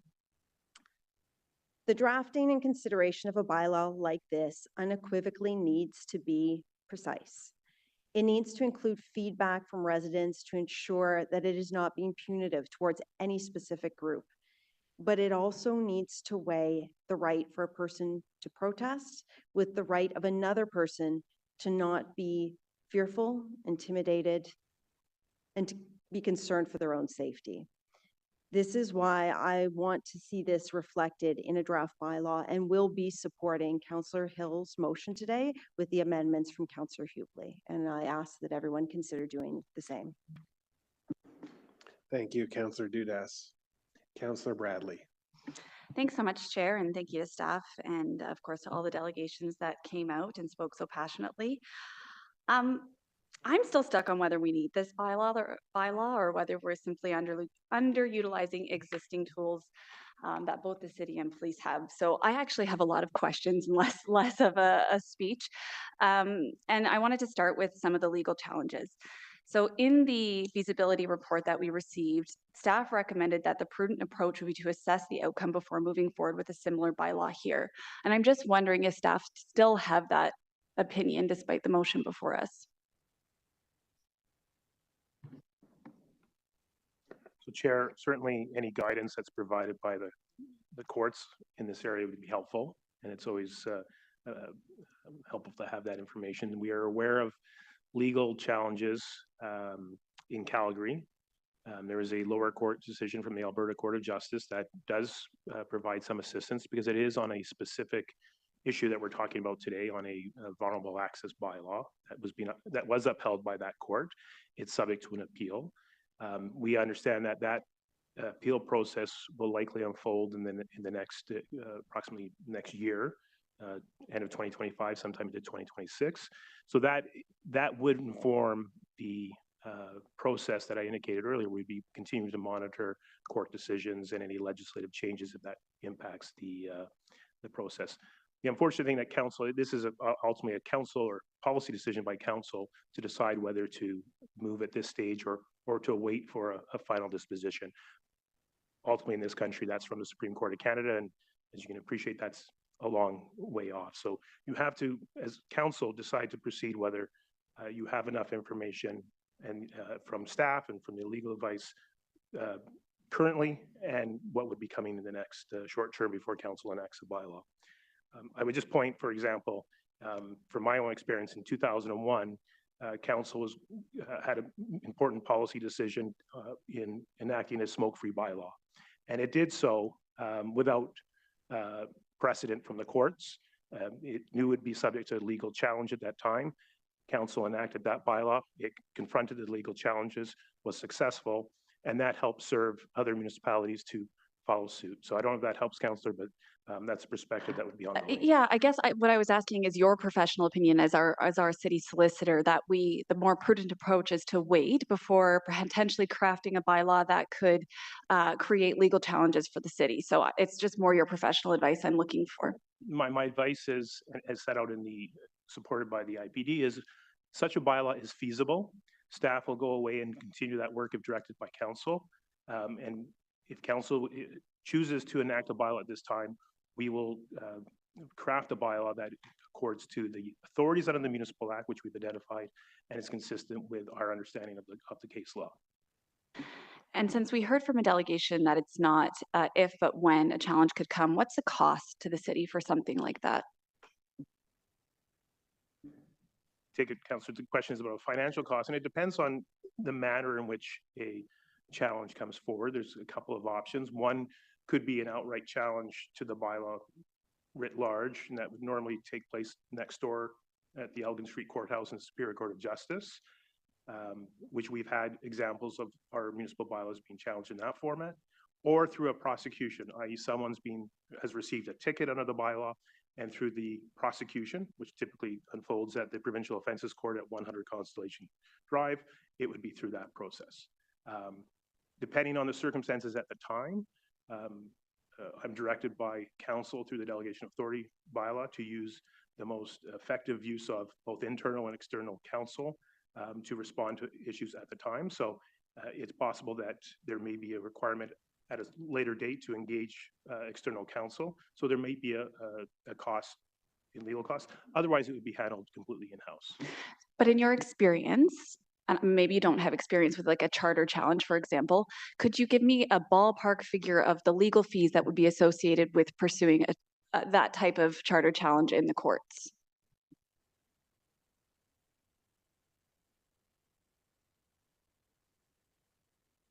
So the city has had experience with a number of charter challenges to its bylaws, including the smoke-free bylaws that I mentioned in 2002. It's had challenges to its adult entertainment bylaw in 2005, its vehicle for hire bylaw in 2018, its bilingualism bylaw in 2006, its mandatory masking bylaw in 2021, smoke-free bylaw, as I indicated, the zoning bylaw in 2021, its hookah or water pipes bylaw in 2017. Sorry, Mr. Huxley, do you have the cost of those? So in all those instances, there's either a combination of in-house and external. I can give you an example. The vehicle for hire bylaw in 2018, because of resourcing at the time, was handled primarily external costs, and those external costs were approximately $200,000. Okay, so $200,000 for the charter challenge of the bylaw, but could we also anticipate that if individuals receive tickets that they might not just pursue them through the Ontario courts, but they could potentially see those as charter challenges as well, and we could be looking at multiple charter challenges based on the implementation of the actual bylaw, so charges received under the bylaw?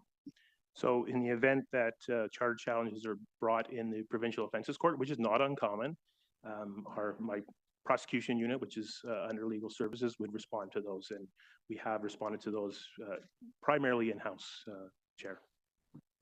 Okay, I'm really trying to understand the legal exposure that we would have with implementing a bylaw like this when we're aware that there are already charter challenges. So I just want to make sure that council fully understands that there's real financial implications to pursuing a bylaw prematurely when we're aware of charter challenges. I do have a few more questions here. Just bear with me as I scroll through. So the amendments that Councillor Hubley had provided kind of take it from what we were looking at, nuisance protests, to safe access. So am I to understand that that would mean no protests could occur within a defined distance from what we determine as a vulnerable institution, period? Mr. Chair, based on the amendments moved today, I believe that we would have the ability to look at options for prohibiting demonstrations in a variety of ways. We know that there are more examples coming out, including Toronto and Oakville this week. I believe the amendment to the motion would allow us to look at all those options. Yeah, and I just want to be clear with where I stand on that, because while I felt anxious about having bylaw and police be the arbiters of what is a nuisance protest, I feel equally anxious about outright limiting people's ability to protest near vulnerable institutions. So I don't necessarily see that as an improvement to people's freedom of expression. I think it's actually more limiting than what we were looking at before, just less discretion, but definitely more limiting. So I just want to be really clear on that. I know we haven't gotten to this stage yet, but I'm also thinking ahead about what enforcement of this looks like. And we had seen after the convoy a sort of pendulum swing towards a more proactive enforcement around protests, both by bylaw and police. And as a result, we saw tickets being issued for infractions that we hadn't seen in some time, and it created a lot of anxiety in the community about how we were enforcing protests.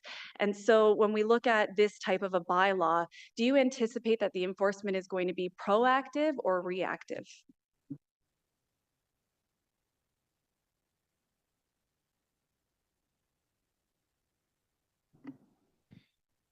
From a police standpoint, and I can't speak with my friends with bylaw and regulatory services, I see it as a three-point approach. First, it would be education. After education would be using our discretion to lay any tickets or charges, or requesting the assistance of bylaw officers to lay charges. And then the third and last, if required, would be enforcement and issuing fines. Maybe I could just clarify before Mr. Chapman jumps in. It's not so much about how you would approach a protest once you're called in. It's how are you called in? What is the enforcement strategy? Are you going to proactively show up at any protest that's happening near a vulnerable institution where you're going to get your measuring tape and you're going to see how far they are? Or are you going to wait until a member of the public, a member of the institution would call and ask for that enforcement because they are concerned perhaps it might be encroaching upon that bubble? Thank you for the question, Mr. Chair. As for calls for service, I anticipate that if this bylaw is approved, that bylaw regulatory services would receive the call.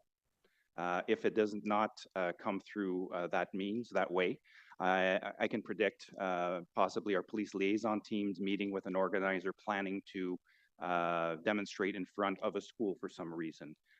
As we saw about 21 days ago now, April 25th on Broadview, an individual decided to protest in the area of 3 schools, Nepean High School, Notre Dame High School, and Broadview Public School. I would anticipate that our police liaison team would meet with this organizer, as they do with any organizers, would discuss the expectations, discuss the bylaw, and ensure that the individual stays outside of the radius that's been determined by the bylaw. That way we gauge the cooperation from the demonstrators and organizers and move from there. That's usually how we proceed. We hear about a demonstration, we speak with organizers, we liaise with them, we try to build trust and set expectations. And following that, we hope that they cooperate with police and the local local bylaws, provincial laws, or criminal code. Did you want to add anything, Mr. Chapman? Yes, thank you, Mr. Chair. Councillor, thank you for the question. I'll just refer back to the motion and the fact that it looks like we're being directed to engage in discussion and work collaboratively with the Ottawa Police and first, I guess, working on an enforcement strategy on how we would engage during these events. But I think it's really premature to discuss how we intend to engage before going through the consultation process and working with PPD on and having a better understanding of what the regulations will be, but having a robust enforcement engagement plan, working with the Ottawa Police and coming back with that information when appropriate at committee. Thanks so much. I want to highlight that I'm very concerned that a bylaw like this will result in over-policing of protests, which would be an unintended consequence that I think many of us around this table would be concerned about. So, you know, there are some concessions that I think have been made with these amendments, but I think ultimately it could still result in over-policing of protests. There were a number of pieces that were in the feasibility study that I thought were important if we were going to undertake this work, such as a jurisdictional scan, research around where this is already occurring in vulnerable infrastructure, seeking a legal opinion, including a gender-based plus an equity, diversity, and inclusion analysis. Is that work still going to be done as part of that, despite not being explicit in the motion? Yes, Mr. Chair. Okay, fantastic. Those are all the questions that I have right now. I may or may not get back on the list, but I just want to say that I really do appreciate all the views around the table, but I'm still feeling like this bylaw is a bit of an overreach and has the potential to create more issues than it solves, and it's not a path that I feel comfortable with. So as it stands, I won't be supporting the Hill motion as amended. I think that we already have the tools we need. Let's figure out how to best utilize those tools first. Thanks. Thank you, Councillor Bradley. Councillor Choster. Thank you so much, Chair. So I have a question for staff about workload. So I do understand that it explicitly states in this motion that if we were to pursue this, vehicle for hire would get bumped off the list, but we also voted a couple of months ago on a pretty significant other piece of work on a potential renoviction bylaw. I'm just wondering how you see the timing work with the two of these and how you see the workload work. When will we see a renovations bylaw? Mr. Chair, yes, as you know, we were directed by council to develop a renovations bylaw for Q2 of 2026. At this point, we're still tracking towards that. The motion today would give us 9 months to develop a bubble zone bylaw, which would be roughly Q1 of next year. So, Mr. Chair, we think that's feasible. It's going to be a lot of work given the remaining pieces on the council-approved bylaw review work plan, but at this point, we think it's feasible. We're tracking towards those deadlines and those reports. If there is a change, an unforeseen issue, or a change that makes us have to review those deadlines, we would be back to inform council. Thank you. And can you explain to me, should this motion pass, what happens next? I mean, you're going to go do a bunch of work. When you come back, will it be a single bylaw to vote on, or will there be options? I'm just wondering what we would be looking at in 9 months. I think the motion is clear that to direct us to go and develop regulations. So that's what we will be concentrating on. As in all of our work and in accordance with the council-approved bylaw review process, it would be a data-informed and consultation and engagement-driven process. We would try to bring back the best recommended regulations that we can based on what we know. If there are options to consider, those would be outlined in the report as well. If there are options that we've looked at and discarded for whatever reason, we would also outline those, as is our usual practice. Okay, thank you. I'm also wondering if you're open to some sort of very specific consultation for downtown communities. The reason I ask is because you saw the map that a couple of the delegates put up, where our infrastructure is so close to each other. And so I still have a major concern about this proximity issue and about the overreach, because if we bubbled every piece of vulnerable infrastructure in Centertown, you pretty much couldn't go anywhere. So I'm wondering how you might work around that issue if this motion passes. Mr. Chair, again, we haven't done this work. The motion is clear that we have to consider the various types of vulnerable social infrastructure, and we would do that. And as I answered before, mapping out where those would be might be very helpful, so we anticipate doing that. And all that information would be on the table. We'd work through those issues. Okay, and there is language in the motion that's, I think, makes it pretty clear that marching by one of these facilities is very different than implanting yourself in front of it, correct? That is my understanding, yes. Okay. So like Councillor Gower, I came into this committee meeting thinking I was heading in one direction. And then I think we all spent 2 days really listening and engaging with people. I've always sort of had one foot in each camp on this issue. I was present at Broadview Public School. I'm still of the opinion that we shouldn't have to physically protect schools with our bodies. I really don't think we should have to. I will keep going time and time again, but I'm certainly tired. I know a lot of other people are tired. And I think a lot about my own family's experience during the convoy. My daughter's school was in the heart of the red zone, where there were people with oil canisters, you know, those red gas tank cans, like walking right by the fence of her school. They had to go into secure lockdown mode every time one of those folks walked by. And it was very scary, and it had a significant impact on her mental health. And I had to pull her out of school. So I do take this really seriously. I was most concerned by language in the earlier motion that gave discretion to bylaw or police to decide what a nuisance demonstration is. To me, that is a level a level of discretion that is so vague, that is so undefined, and that I think could be politicized and weaponized. Seeing that that language taken out gives me a lot more comfort. The only piece where I'm struggling, and I understand there's a direction coming from Councillor Devine, is around the sheer ubiquity of this kind of infrastructure in a downtown environment, and the fact that people's movements would be so very restricted if they were all automatically subject to this bylaw. And my understanding is that Toronto has taken an application-based approach.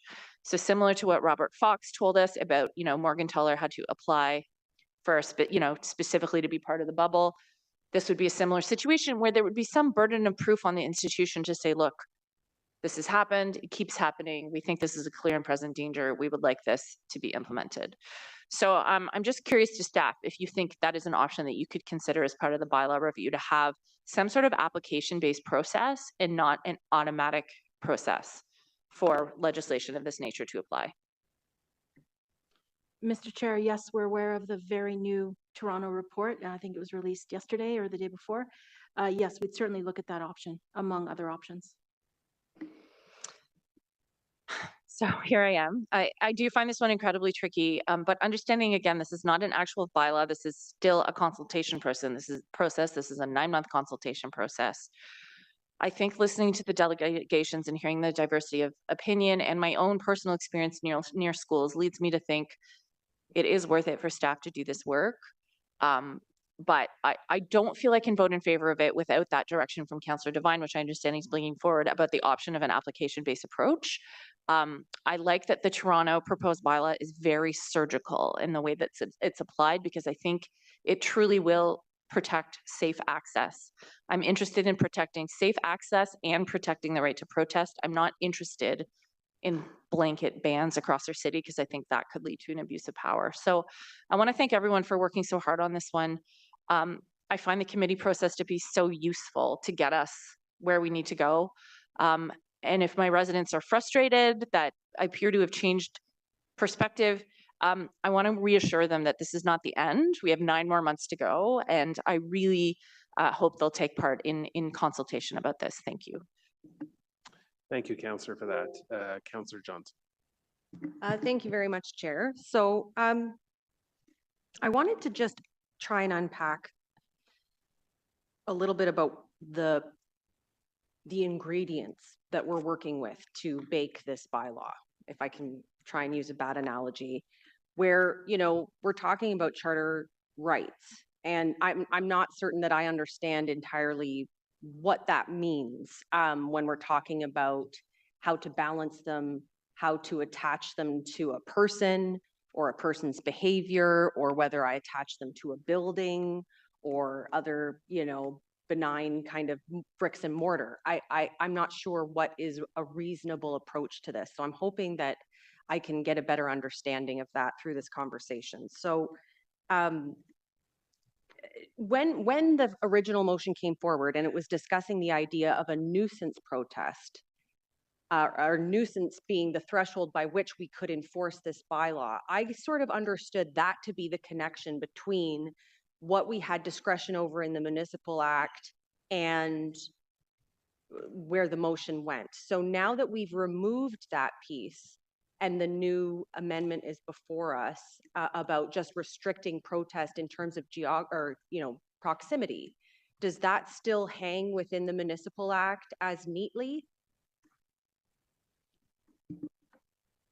Sure, yes, I would say the authorities are still there, and we would be looking at the authorities as through the bylaw development process unfolds, what the bylaw may look like. But certainly the authorities under the Municipal Act, health and safety, protection of persons, as well as the nuisance provisions would be the guiding principles under the Municipal Act 2001.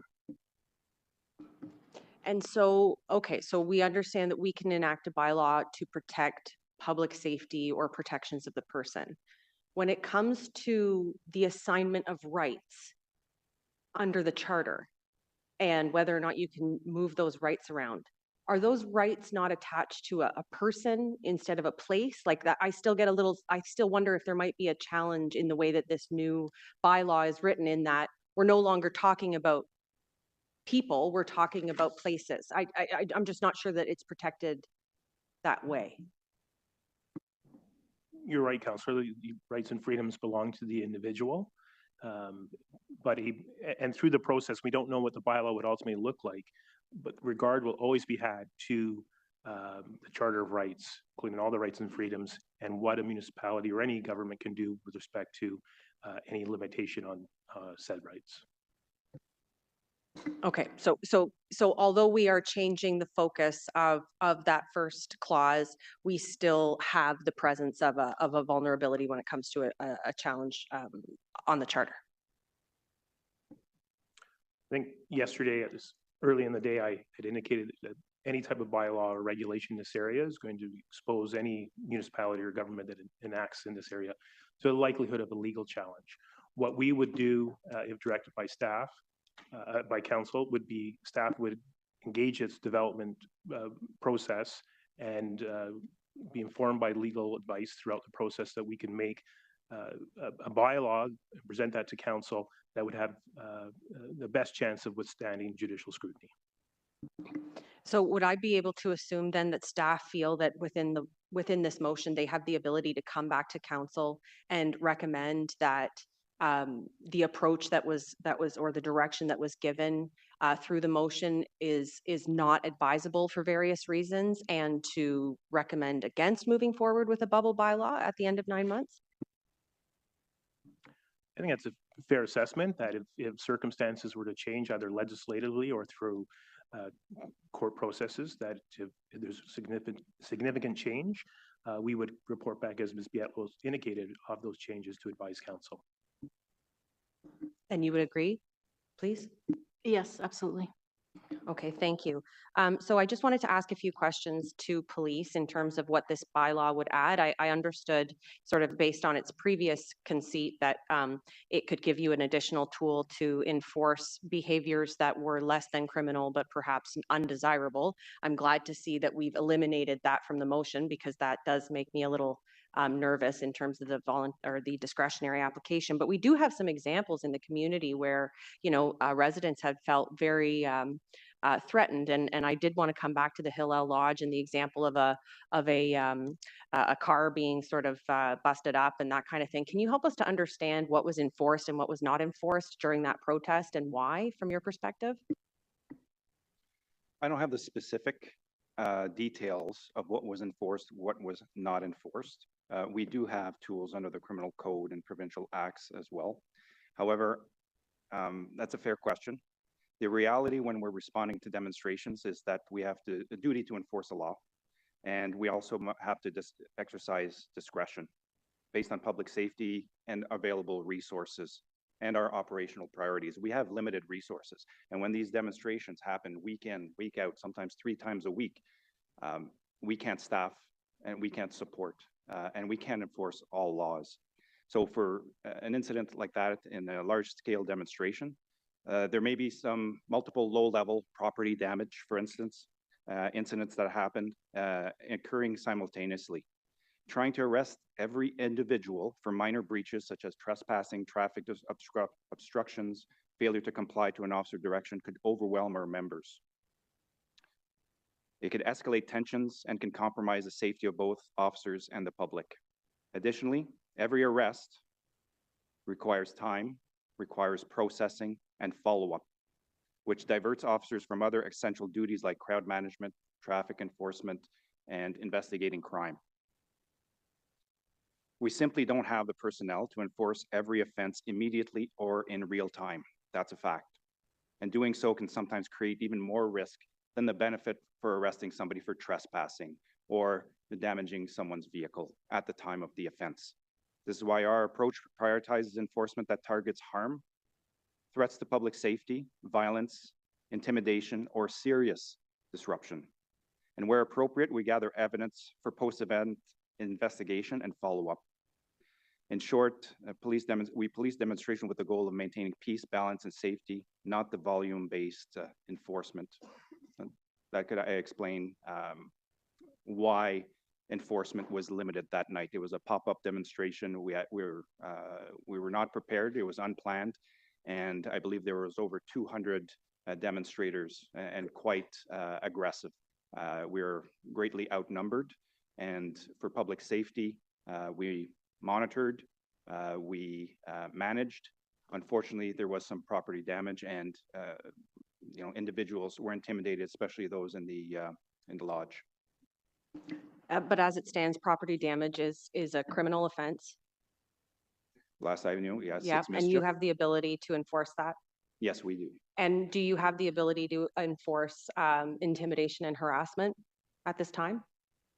Yes, absolutely. We have several tools under the Criminal Code of Canada and provincial acts.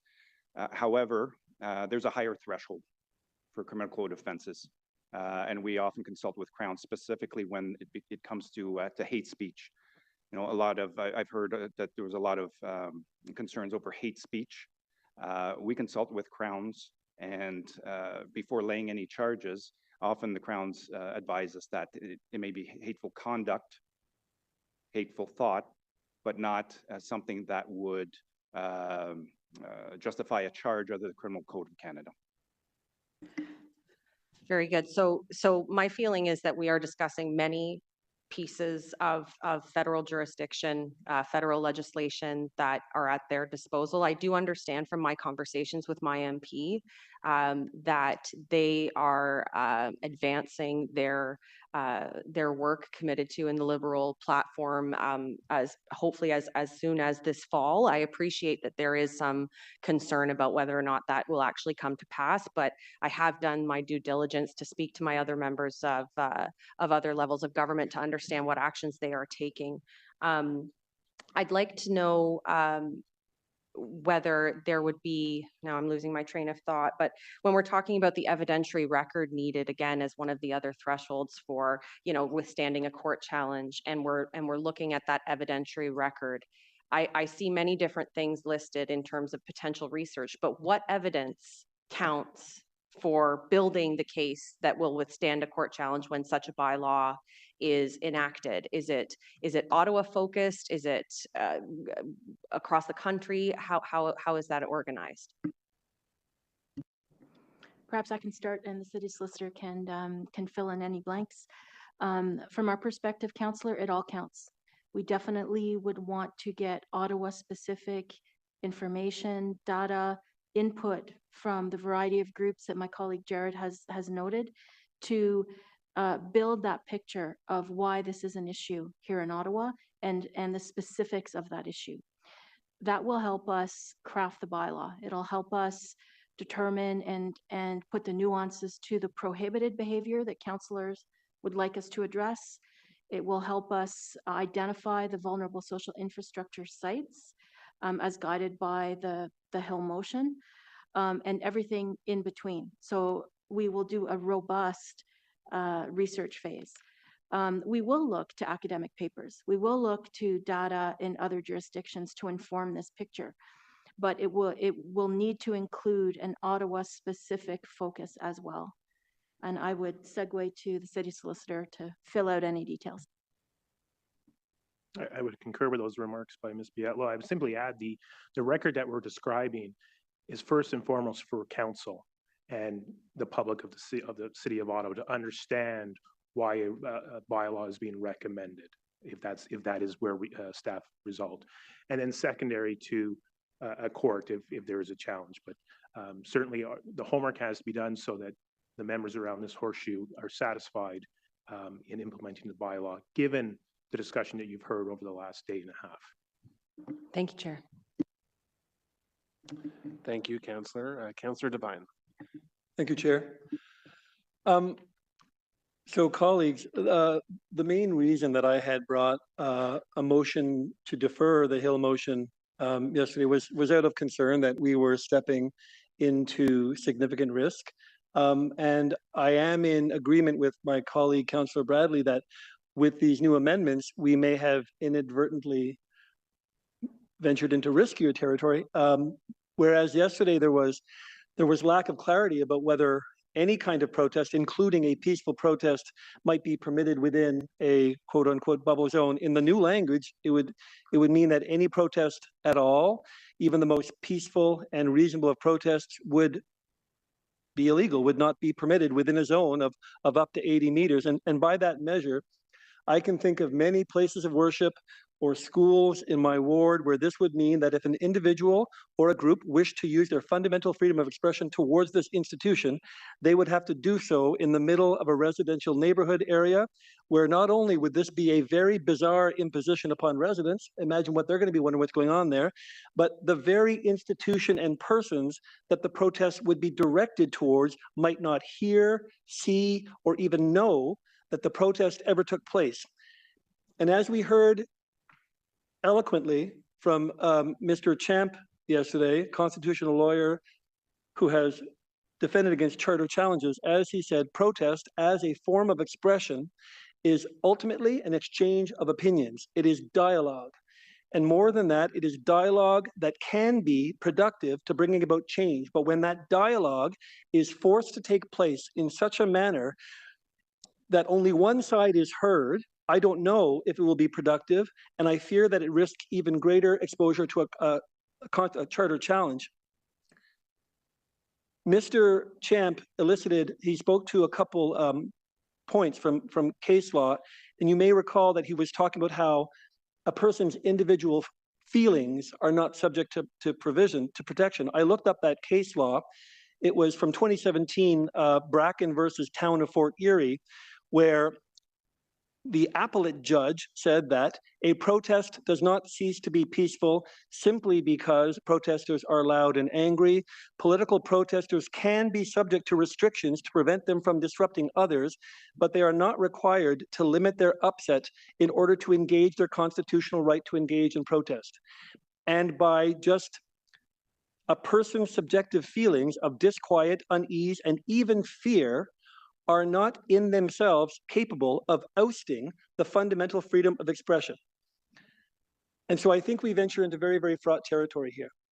And I know that Section 1 of the Charter offers up the ability to impose reasonable restrictions on elements from Section 2 of the Charter, i.e. the freedom of expression, the freedom of religion. Section 1 allows for the imposition of limits.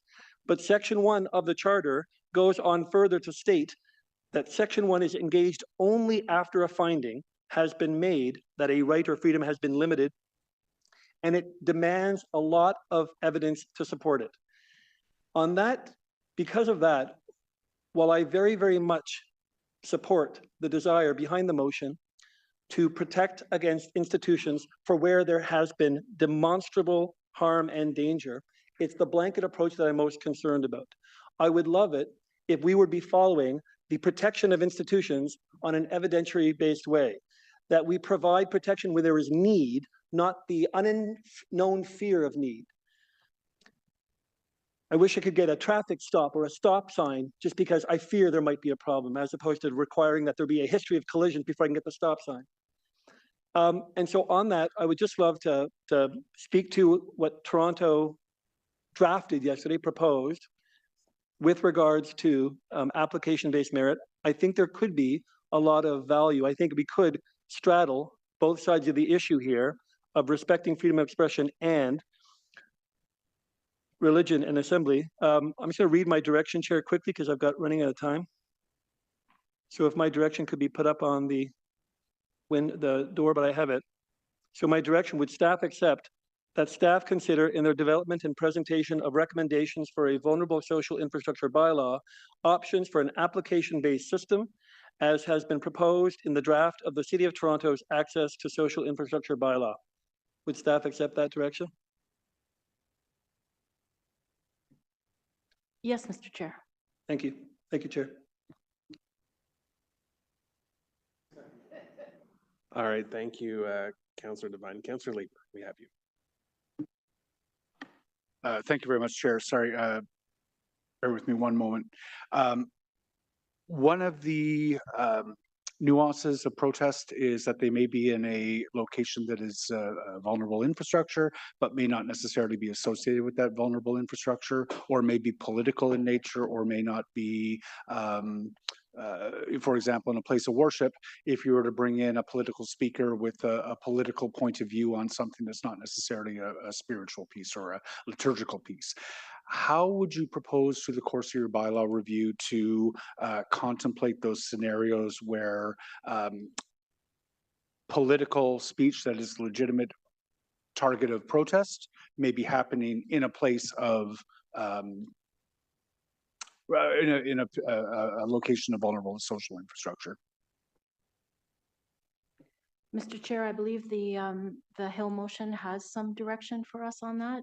We would look at the options, first of all, and other examples of municipal bylaws that have been developed or that we know are being worked on. We'd look at case law. We'd look at input from engagement and consultation to try and bring back a recommendation for language in the bylaw. Okay, I'm not going to make a federal case of it today, but as I go through the Hill motion line by line, I'm not quite finding the language that speaks specifically to those carve outs for some of those situations. So maybe some further discussion before council. But I do want to thank Councillor Hubley, Councillor Hill for their openness to removing the most problematic language with respect to the subjectivity of defining terms like nuisance, like intimidation, like harassment.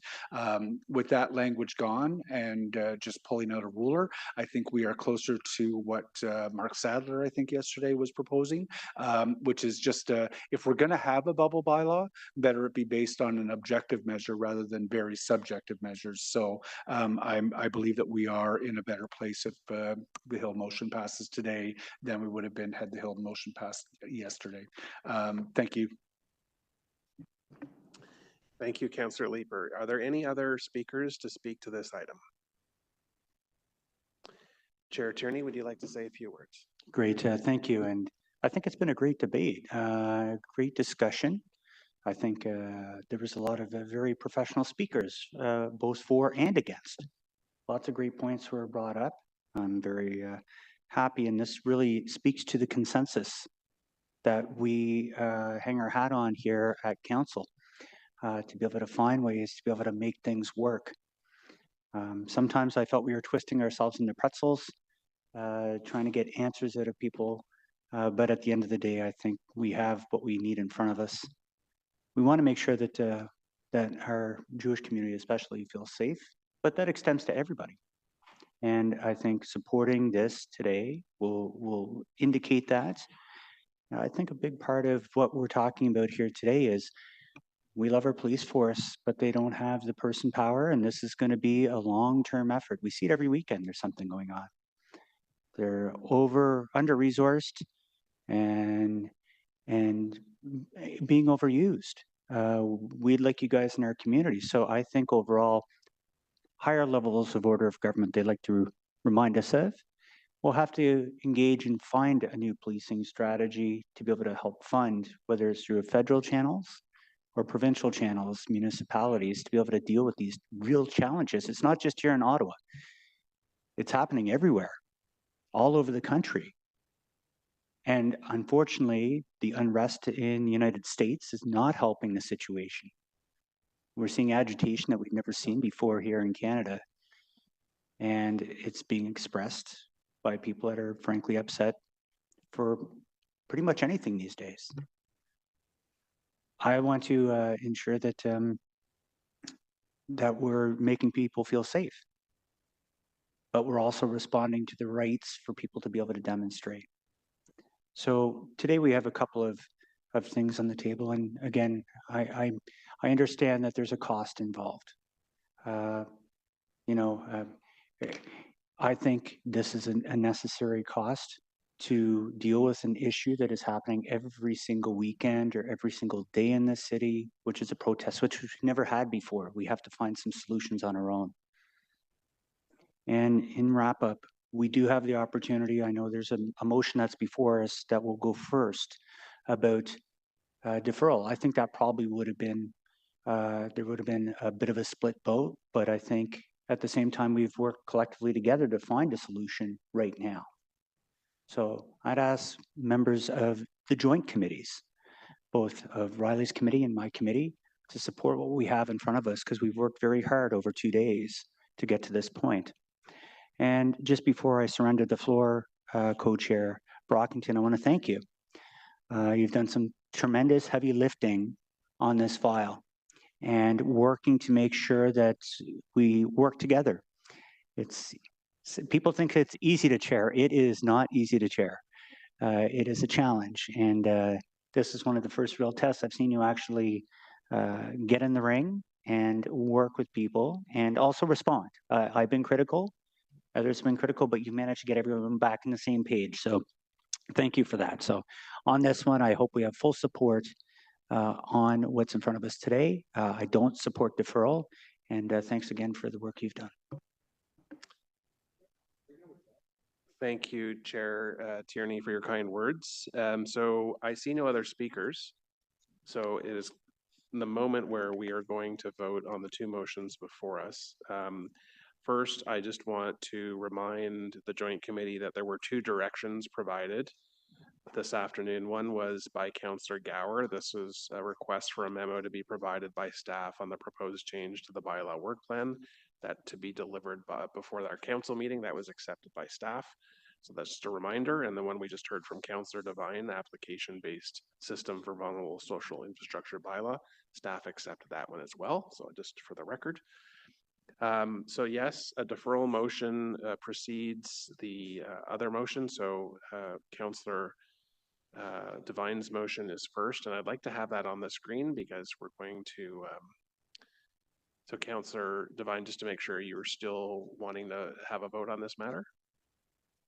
Yes, thank you, Chair. Okay, so the first 2 clauses, it's a 3-part motion, but the first 2 directly contradict the Hill motion, so they will be voted on first as a bundled package. The last therefore clause, that's to write a letter, does not contradict the Hill motion, so that will be voted on separately. In the event that the first 2 are unsuccessful, we can successfully pass the 3rd clause if that's the will of the Joint Committee, and then deal with the Hill motion. So I hope that's clear to everyone. So the vote then is to accept the deferral, and then the other one is to hear back from the GM by 31st for an update. So recorded vote.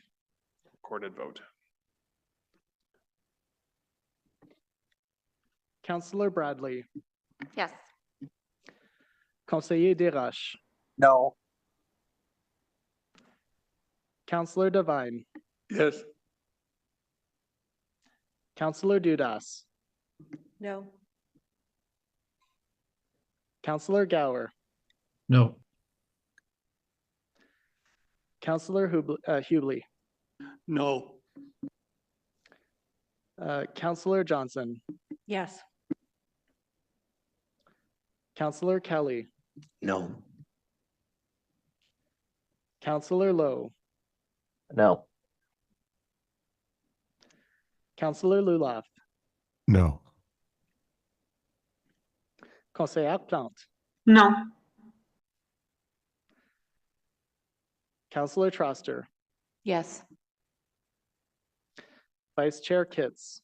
No. Vice Chair Hill. No. Chair Tierney. No. Chair Brockington. No. 4 yeas, 12 nays. Thank you. And then the other matter is to have the mayor write a letter to the federal and provincial governments. That matter carried? Carried. Okay, thank you. And then the other item before us, if we could have that on the screen as well. I know it's the long motion, but the Hill motion as amended by the Hubley modifications, amendments. And a recorded vote on this matter, please.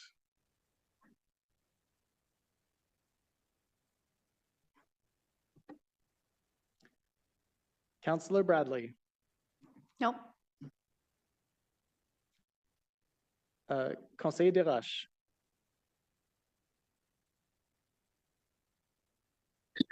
Yes. Yes. Councillor Devine, No. Councillor Dudas, Yes. Councillor Gower, Yes. Councillor Hubley, Yes. Councillor Johnson, Yes. Councillor Kelly, Yes. Councillor Lowe, Yes. Councillor Lulaf, Oui. Conseillère Plante, Oui. Councillor Troster, Yes. Vice Chair Kitts, Yes. Vice Chair Hill, Yes.